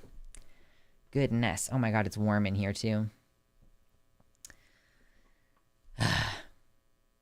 I empathize. I only have one good friend, IRL. We maintain contact through sharing a lot of music, so we always have something to yap about. I've been wanting to set up community stuff like panels and gaming for streamers and stuff. Do you think you'd be down for any of that? Yeah, for sure. I do think that would be a lot of fun. What did TYT do now? I mean, Anna Kasparian is on it, and so I don't want to support them. But yeah, I recently figured out that my computer actually can handle gaming while I stream. So I can join gaming streams now, which is great. And I do want to participate and be part of a community. I just am working through my problems, and it's hard. I'm cis myself, but my mom brought up trans people the other day. It was a stream of the most stereotypical turfism imaginable. Just hit home the power of media scaremongering, because I know for a fact that a couple of years ago she was all to each their own. That's the thing. You can't... I fucking don't like people who are like to each their own. Like, it doesn't affect me. It doesn't bother me at all. Because those people are just one convincing conversation away from being like, oh, this is a problem now. Like, if you feel like, oh, to each their own, you know, that type of person is still going to be against kids transitioning. You know, that type of person doesn't understand what it fundamentally means to be trans, because if they did understand what it fundamentally means to be trans, they wouldn't just say, oh, it doesn't affect me at all. No, they would say, like, this is a big problem, and I empathize with these people, and it's important for them to get access to this healthcare. It's not just that they should have the right to, because everybody should have the right to do whatever they want with their bodies medically. Like, I don't think that's enough. Because I do think that those people are just, like, Yeah, I think to each their own is dismissing the entire topic. It's not actually being supportive. It's saying like, you know, everybody should have the right to do what they want with their own bodies. But the second trans kids come up, or the second like bathrooms come up, you know, those people are still very likely to be like, yeah, but I still think that, you know, if a trans woman has a penis, then she shouldn't use the women's locker room. Like those people are still fundamentally against our civil rights. Which is like something that I want to try to find a way to work out more, is like trying to point out to people and really hammer in, y'all are against our civil rights. You are just as bad as the people who said you have to use the colored only bathroom.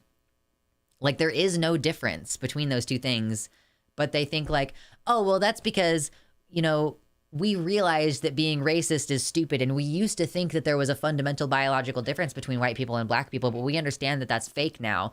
But there definitely is a fundamental biological difference between males and females that is immutable and unchangeable. Yeah, it's like people who say, I'm not racist, but I don't like those black activists. Yeah, exactly, Violet. What's up? Welcome in. To each your own isn't the same as, I want all people to live their best possible and safest lives, even if different than myself. Yes, I was pretty turfy even after I started identifying as non-binary. It's insidious. It's so hard to get away from. Yeah, it's like when they used to say, I don't hate gay people, to each their own, I just don't want it around me. It's backhanded. Yeah, like what you do in your bedroom is up to you. That's the same kind of shit that J.K. Rowling was saying a couple years ago. Like, if you want to dress, you know, it does, if you, you know, do it with whatever consenting adult will have you, you know, everyone, you know, you have the right to do whatever you want, but I think that it's bad for society and it's a degeneracy, and that we should try to disincentivize people from doing it. You know, it's still fundamentally bigoted. When the default is being transphobic, then the fence sitters are also transphobic. Exactly. Totally. Geneva says, I'm also working on the not having many friends thing by working on who I count as a friend or define as a friend. Like, I'm the kind of person that has a hard time feeling close to people, so I tend to make the definition of friendship too narrow. I think that I might have the opposite problem, where I define friendship a little too broadly, maybe, because I've had some people balk at that before. Like, at one point, I just kind of casually referred to Milo Stewart as my friend, because we had conversations in private. We were in a group chat together. We had done a group call a couple of times. And so I was kind of thinking like, we are friendly with each other. We know each other and have talked in private. And I referred to them as a friend, and they really kind of felt uncomfortable with that, because there have been times in the past where people will use their friendship with Milo as their way of saying like, therefore what I'm saying can't be transphobic because my friend Milo da-da-da-da-da, you know, like they had been tokenized so much. So I wonder sometimes if my definition is a little bit too loose and that other people might not be comfortable with it. Like, you know, like I consider Gayfesh to be my friend, even though we do not talk very much in the DMs. Not that I wouldn't, but we just don't. But I'm like, yeah, we're friends. And Gayfesh is someone who I would want to visit if I were to go to Seattle to like visit there. You could probably say we're friendly. Yeah. So I have tried to walk it back a little bit when I'm talking about people. I say like, yeah, we're friendly. Like I would love to be friends with Demon Mama, but I don't say that I am her friend because we have not talked in private very much. I would say we are friendly. We have a good working relationship for being in the same space or whatever. But yeah, I feel bad for Milo as well. I'm still really ass mad at several creators for how they treated Milo Stewart when they were a teenager. To each your own is what you say to your roommate's foot kink and not a key part of someone's identity.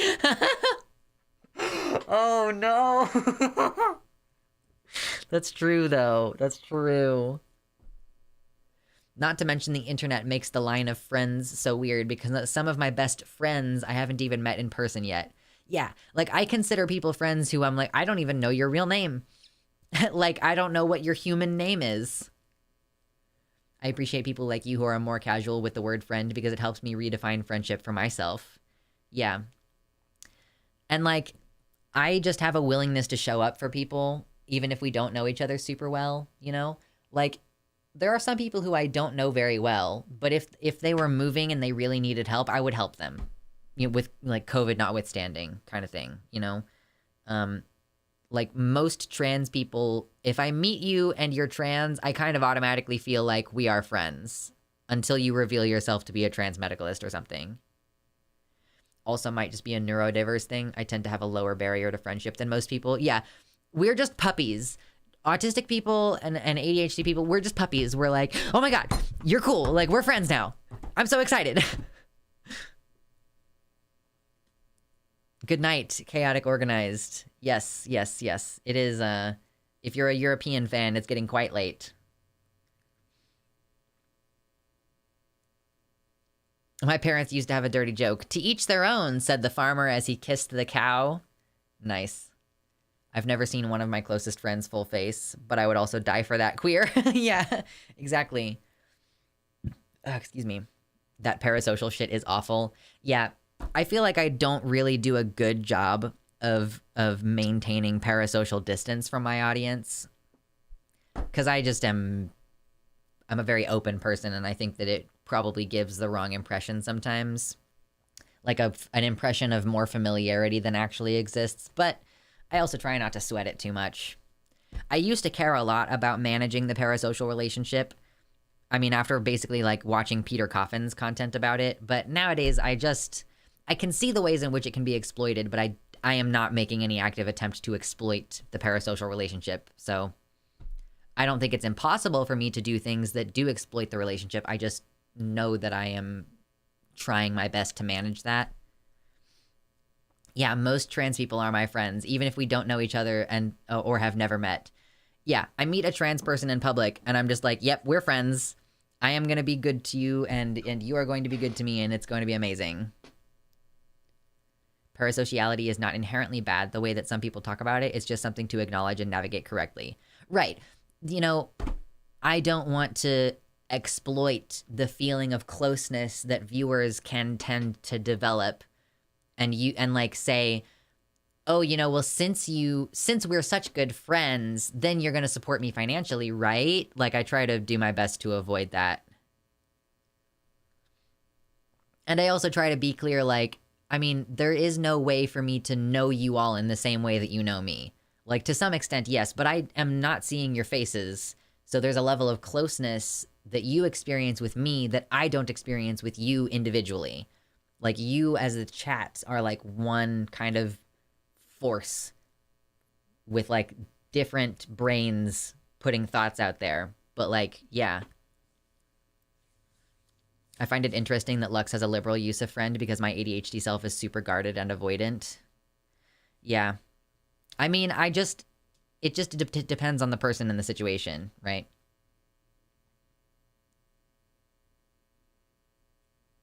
We are an argumentative hive mind. That's true. Oh my God, you absolutely are. There's no doubt a lot of latent prejudice behind glib tolerance like my mom are not affected by trans people at all, yet it's gone from zero salience to apparently being a big deal. Right, that's the other frustrating thing about transphobia is, like, why was it not a big deal 10 years ago? Like, when I was in high school, I just started using the boys' bathroom. I did not ask permission. Nobody stopped me. I did not get in trouble. I just started using the boys' bathroom. And that was the end of the fucking conversation. Like, I think part of the problem, frankly, is nowadays the idea that you have to get permission. Like, imagine asking for permission to go to the bathroom. I'm just like, no. But again, maybe that's just me being violently autistic, where I was like, oh yeah, I'm not going to ask for permission. I'm just going to do it. But like, why is it that 15 years ago, when I was figuring out that I was trans, it was like not a big deal for me to just start using whatever bathroom I decided I wanted to use? Maybe it's because I did it under the radar. Maybe because like nobody ever said anything about it. If a teacher had seen me doing it, maybe it would have been different, but I think I mostly avoided that. But now it's like a huge fucking problem. Like, my literal entire life is like it has not been controversial like the entire time I've been alive. And now suddenly in 2016, we need to start passing laws to prevent people to go into the bathroom. Like, as a cis dude, I've never needed permission to enter any bathroom. I have used the ladies' room many times, especially if it's a single occupancy bathroom and the men's is occupied. Yeah, like, there's nothing in the law that says you're not allowed to use any particular bathroom anyway. It's like a gentle suggestion. We gently suggest that you only use this bathroom, but it's not like when there were colored bathrooms and whites bathrooms where it was like legally enforced. It has been the case my entire life that you are allowed to use whatever bathroom, and yet we do not have an epidemic of men entering the women's room pretending to be women so that they can victimize women. Overwhelmingly. I ask for permission for everything because I like telling my partner what I'm doing. Is that normal? I think that, like, asking for permission is the part that's weird. If you want to tell your partner what you're doing, that's probably normal. But if you're framing it like you're asking for permission, then I would be curious as to what sort of trauma you have. Why are there gendered single occupancy bathrooms? Because some of them have a urinal in them. And, like, here's why. If you have a single occupancy bathroom and there's a men's and a women's, in the men's room, there's probably a urinal. And in the women's room, there's probably a baby changing station. And that's the difference. But there is really no reason for that to be the case. Like, there is no reason for a single stall bathroom to be gendered that way. I'm told that I give off masculine vibes and that I carry myself like a man. I'm no different than I ever have been previously. However, it bothers people more now. Fox News and the Republican Party are definitely to blame for this, along with terribly evil evangelical Christians and radical Catholics, in my opinion. For sure. There was a, oh gosh, hold on. Where was I? Yes, Mia Mulder had a video that posted a couple of years ago about how she doesn't pass anymore. Like, she used to pass as a woman, and she doesn't pass as well now. And it's not because anything about her has changed, but rather that society has keyed in to those signals more. And so she is getting more scrutiny now because there's more visibility on transgender people and trans features. There are also family rooms, which are single occupancy with a baby changing station. Yeah, those tend to be, like, the family ones that are single occupancy with a baby changing station, those are usually also gender neutral and wheelchair accessible. Kind of all in one. Yeah, true. Even cis women don't pass now. I'd like to know what trauma you have. Get out of my head. Yeah. Of course, yeah. It's definitely a problem to be addressed on how sexist it is only having baby stations in the women's room. Single fathers and fathers in general are fucked by that BS. Right.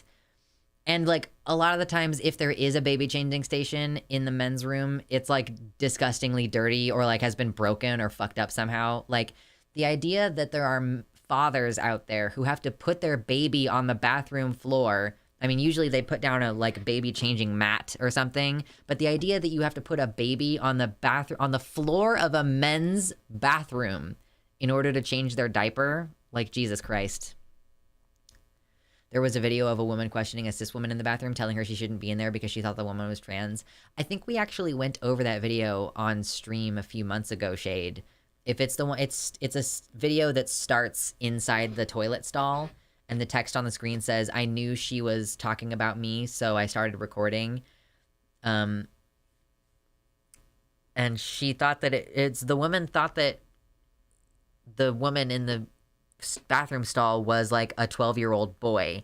She was like, "It's a boy, it's a child." And it's like, okay, well, why are you assaulting a child right now? Like, why are you verbally bothering a child? Assault was not the right word there. Why are you harassing? I was trying to say, why are you harassing that child?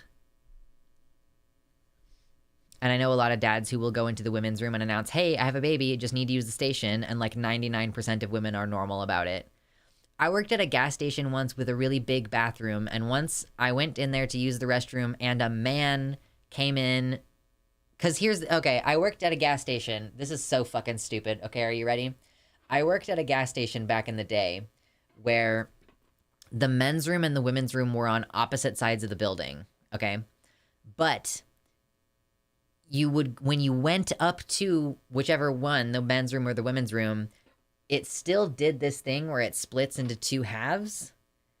So people constantly, they wouldn't look and scan the entire room. They would look up and see the sign that said either men's or women's, whichever side of the store they were looking at. They would go over there, not realizing, like, okay, if it was a man, he would walk up to the women's room and just kind of like look left and look right.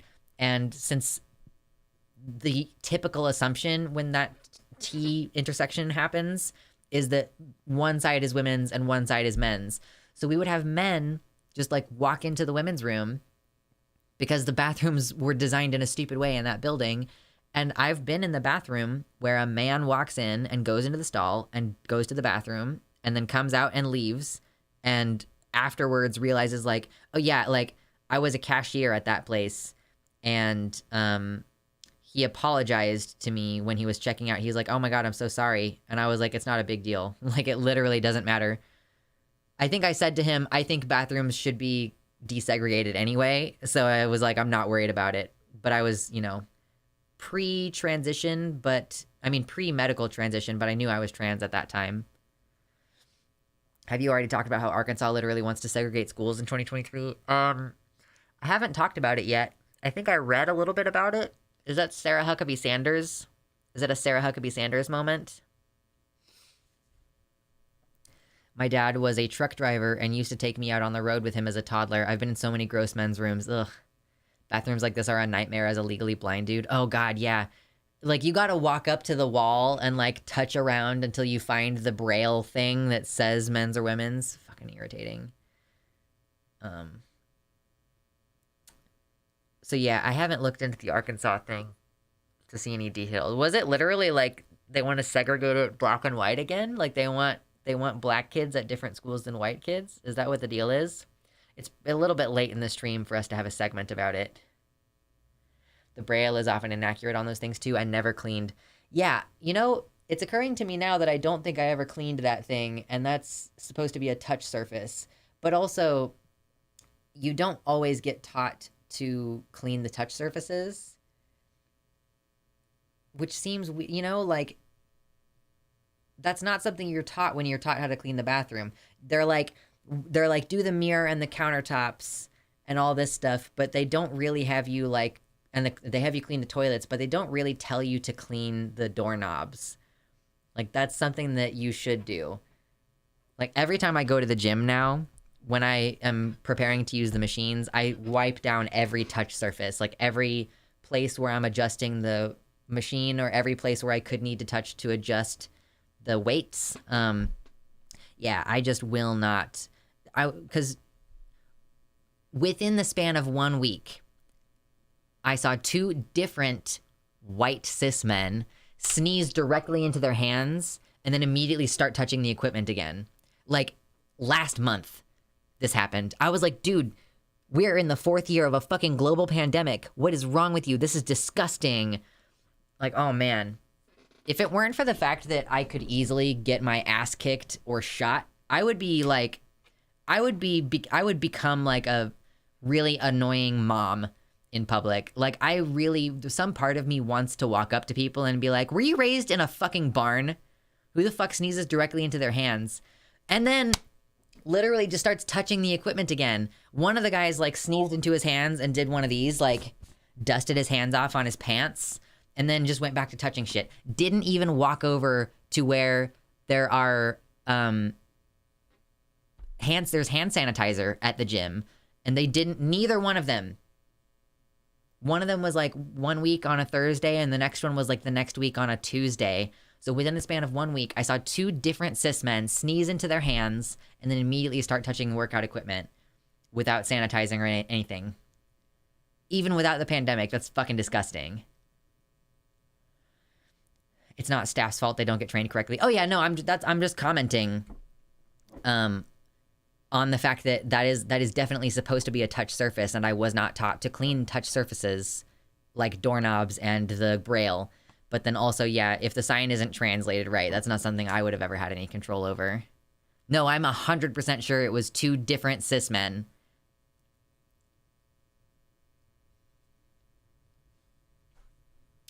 Oh, Arkansas. Dudes are also awful at never wiping anything down. They always leave it sweaty.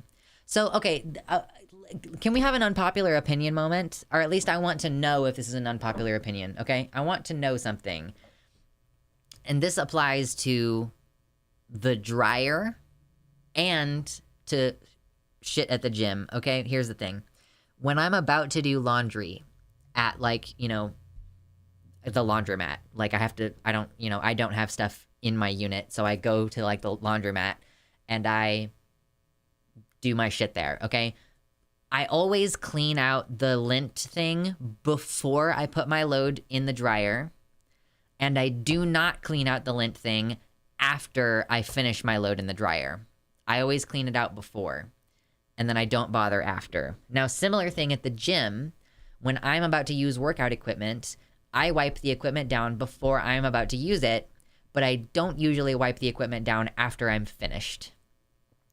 And I don't know if that's wrong of me, if either one of those are wrong of me. Because I guess I mean, it would be best if we both did it, if everybody did it before and after. I clean lint after to leave it clean for the next person. Also wipe down after. I think you should do both at the gym. You should wipe after equipment. I also don't get very sweaty. Like, I'm not doing what other guys are doing, which is, like, really pushing it and getting super sweaty. So I guess I sort of feel like I'm not leaving my grossness everywhere. But I guess, yeah, like, I wipe all the touch surfaces before, but maybe I don't need to wipe all the touch surfaces after. I just need to wipe the sweaty areas after. Yeah, I don't know. I'm, like, taking it on board and considering making adjustments. But I always do the lint beforehand. I'm like, well, someone else usually leaves lint in there for me. I mean, I grew up mostly having laundry units in my house, though. So it was just as a habit. You do still leave germs even without sweat, yeah? I mean, yeah, duh. Like, obviously. You shed skin cells everywhere you go. But I don't usually, like, wipe down, like, if I'm out and about, if I just touched my phone and then I touched the door handle, it's not like my habit to wipe down the door handle after I just touched it, even though I definitely left my germs there. So, but I guess I sort of feel like you should just wipe down the equipment before you're about to use it anyway. But yeah, we should do both, probably. It's more of a health and safety risk rather than just the sweat itself, because bacteria grows the longer it's left there and unclean. I'm petty about lint, but I also forget. Okay, that's fair.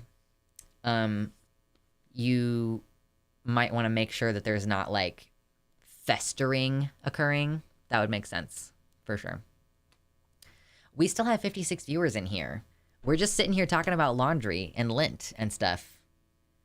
But, yeah, so I do have another link here I could look at. Arkansas moves to repeal decades-old desegregation measure. Arkansas top law enforcement official has advanced new measures. I'm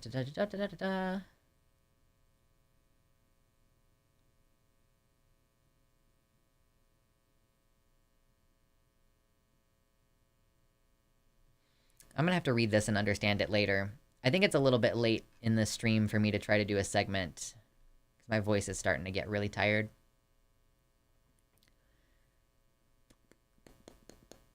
What's your opinion on belly button lint?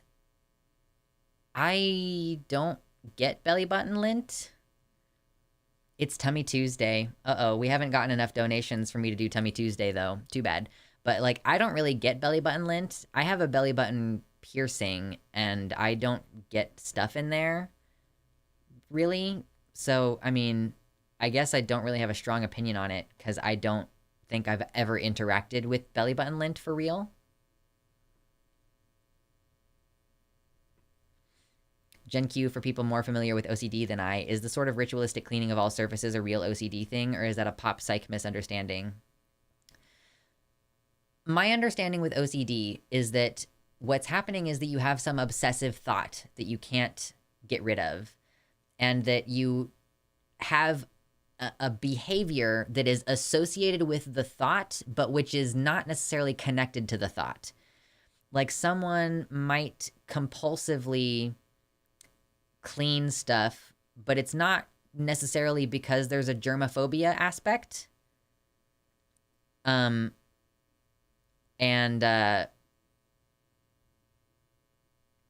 Like because the obsessive compulsive disorder is about you just have anxiety over thoughts that you can't get rid of, and there's some physical action you perform that, like, it's a compulsive action that you take that soothes you.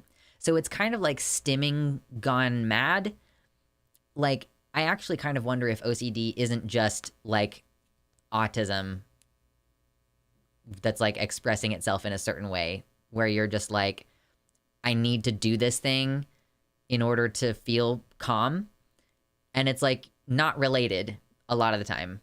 Like whatever the thing is that you need to do is just because you're trying to calm yourself because you have a thought that you can't get off of. But I don't have OCD as far as I know. And I don't know a lot about it. I'm not the best communicator for it. I do know that Jessica Kellgren-Fozard did an excellent video a couple years back talking about OCD. Random question, what's your best dating advice? Dude, come on. Come on, man. I have been married for 11 years, and we were in an open relationship for part of that, but we haven't been in an open relationship since 2017, or I guess early 2018 is when we really closed it up. But, like, I don't know, man. If I ever am in a position where I could be dating, I'm gonna specifically not date, you know? Like, I am done with that part of my life, so I don't have dating advice. I'm so sorry. I can't help you with that. Part of the problem is OCD is a spectrum, and it has to do with reoccurring intrusive thoughts and not about order or patterns or anything like that. Right. It's about intrusive thoughts that you cannot calm unless you perform some physical action. Yeah, my best dating advice, exactly, Morningstar System. Find better people to ask. OCD and autism often overlap and can look similar, but OCD is an anxiety disorder. Okay, here's the thing, Eric. What I'm saying is that I think that a lot of these pathologies are actually just normal autistic behaviors that we've created an entirely separate construct around. Like, I think borderline personality disorder is the way that trauma manifests in autistic people.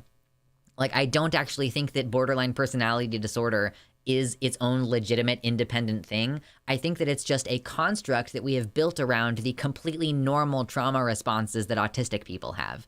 Similarly, I suspect that OCD is just a medicalization, like just a construct built around the completely normal ways that autistic people and other neurodivergent people express their anxiety, is basically what I'm proposing.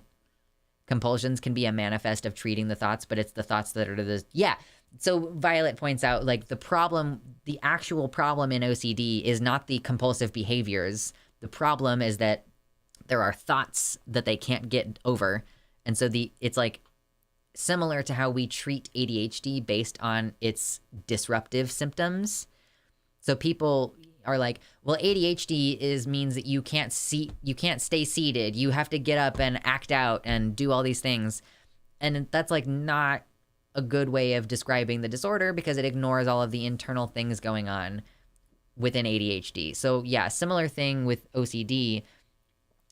The reason why we look at it the way that we look at it is because we see these repetitive behaviors and we think, well, that's weird. And so we end up treating a secondary problem, the behaviors. We try to think like, oh, how can you manage this behavior so that you can be more normal around other people? But, yeah. compulsions can be a manifest of treating the thoughts, but it's the thoughts that are the disorder. I understand what you're saying, but in this case, I think they can exist in people beyond just neurodiverse people, just like how anxiety can manifest in both. I'm saying that I think that anxiety, like, I think that OCD is how certain types of anxiety manifest in neurodivergent people. Now, I don't know what the comorbidity is. I would have to really look into it. I just suspect that OCD is the kind of thing that I suspect you put on undiagnosed autistic people. Like, I do think that that is probably what is happening, but that's because I am suspicious of the entire construct of how we do mental illness constructs in this society. BPD isn't in the ICD anymore because of that and other conditions it's mixed up with. OCD I could see being similarly other things overspecified in a weird way. BPD has been taken out of, is the ICD like the international standard?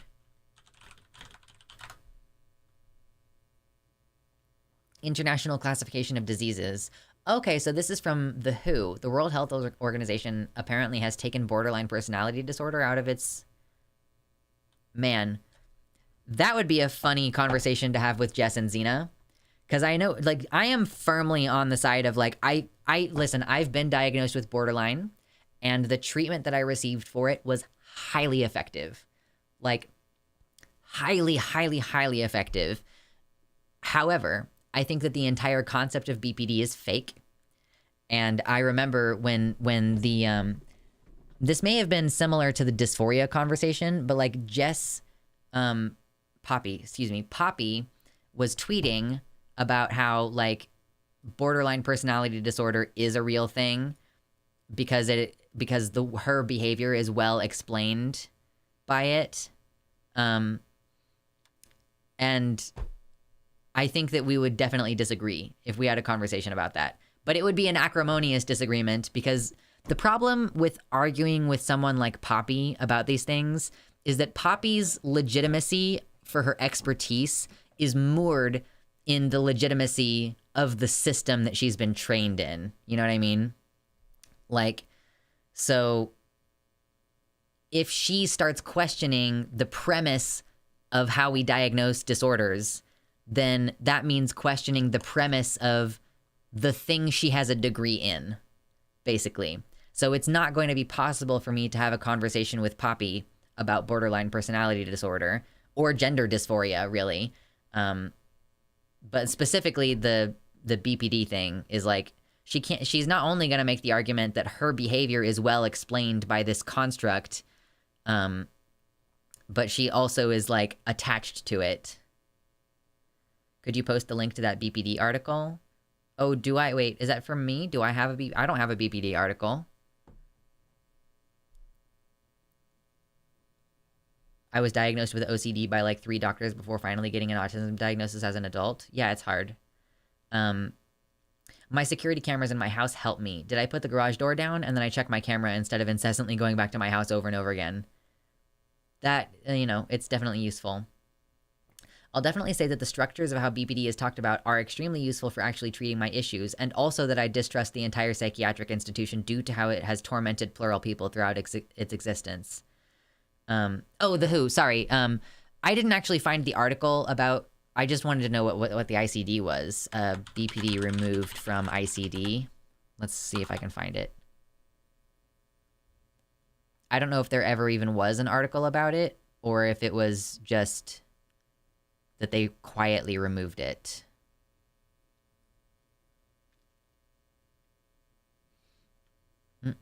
That I was just reading something from someone in YouTube chat. Sorry. Let me see if I can find it. It's not an article. There's a classification changed under the International Diagnostic Standard. Yeah, but I just don't know if there is an article written about the fact that they made that change, or if it was just quietly changed.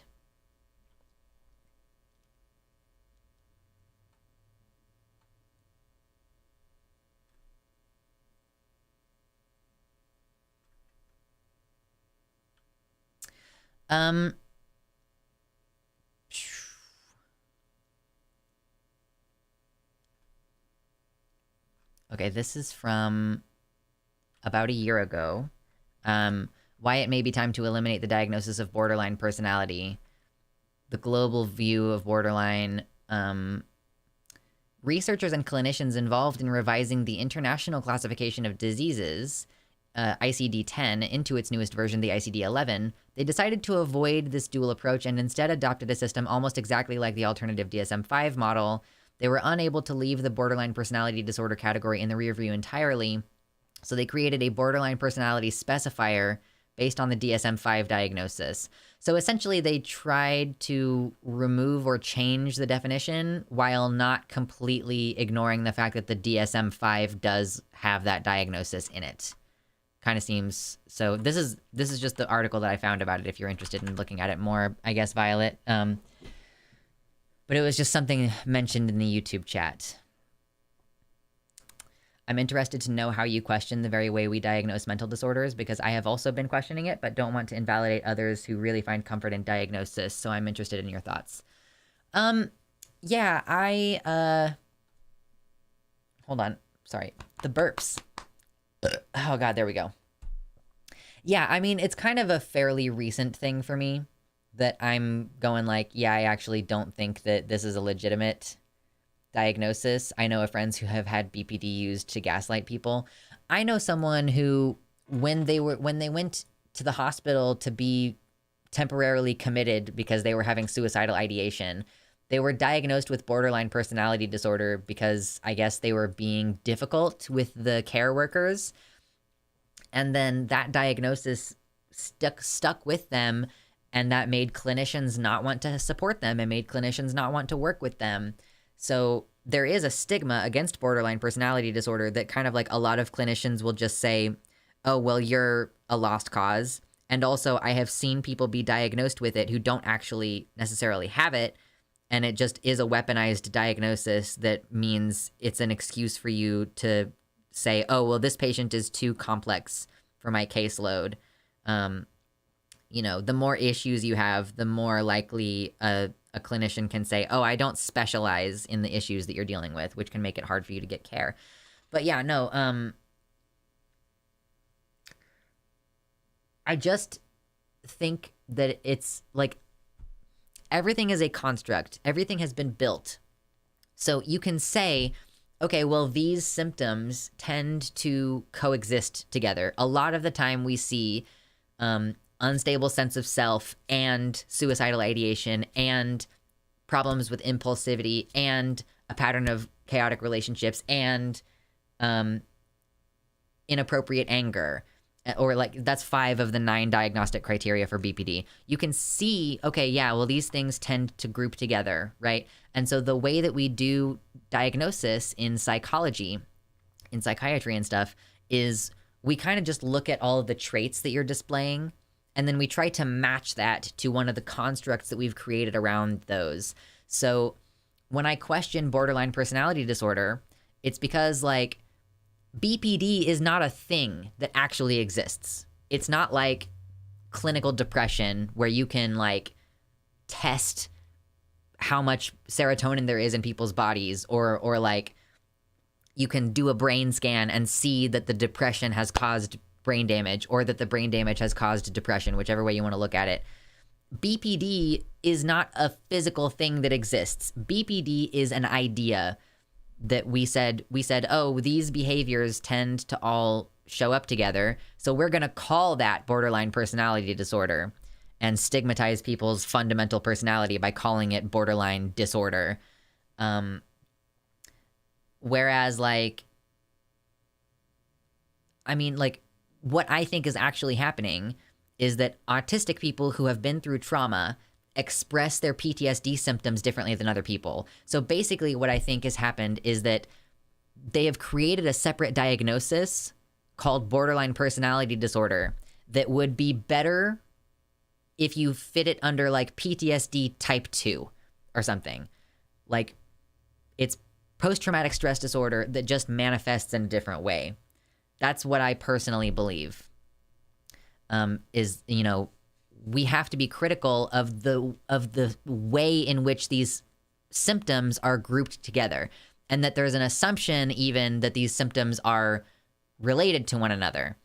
You know, you could have addiction issues that are caused by something like, I don't know, your mom was hooked on a drug when she was pregnant with you, and so you were born with some kind of addictive physical problem, right? So, but if you do have impulsivity with addiction and one other area in your life, then that can be considered a diagnostic criteria for borderline. And that can make or break the difference between like you being given a very stigmatized diagnosis versus not. Stuff like this has disillusioned me to the medical system. Same with my experience as a non-binary person, not being how trans healthcare systems are designed. Yeah, I mean, that too. Just speaking to the trans stuff, you know, like they have built a construct that's like you have to be suffering, you have to be upset, you have to be dysfunctional in your life in order to get the gender dysphoria diagnosis.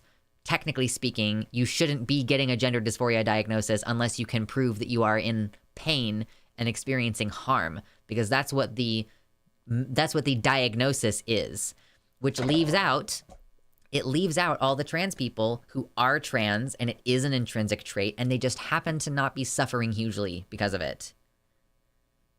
Splitting seems like a very obvious trauma response to me. Like you find someone who you think is safe, you're going to be like, finally, I love this person completely and I'm totally fine. And once a threshold has been crossed, you go, danger, danger, bad person. Precisely. Yeah. And like, one of the symptoms of BPD is like desperate attempts to maintain a relationship.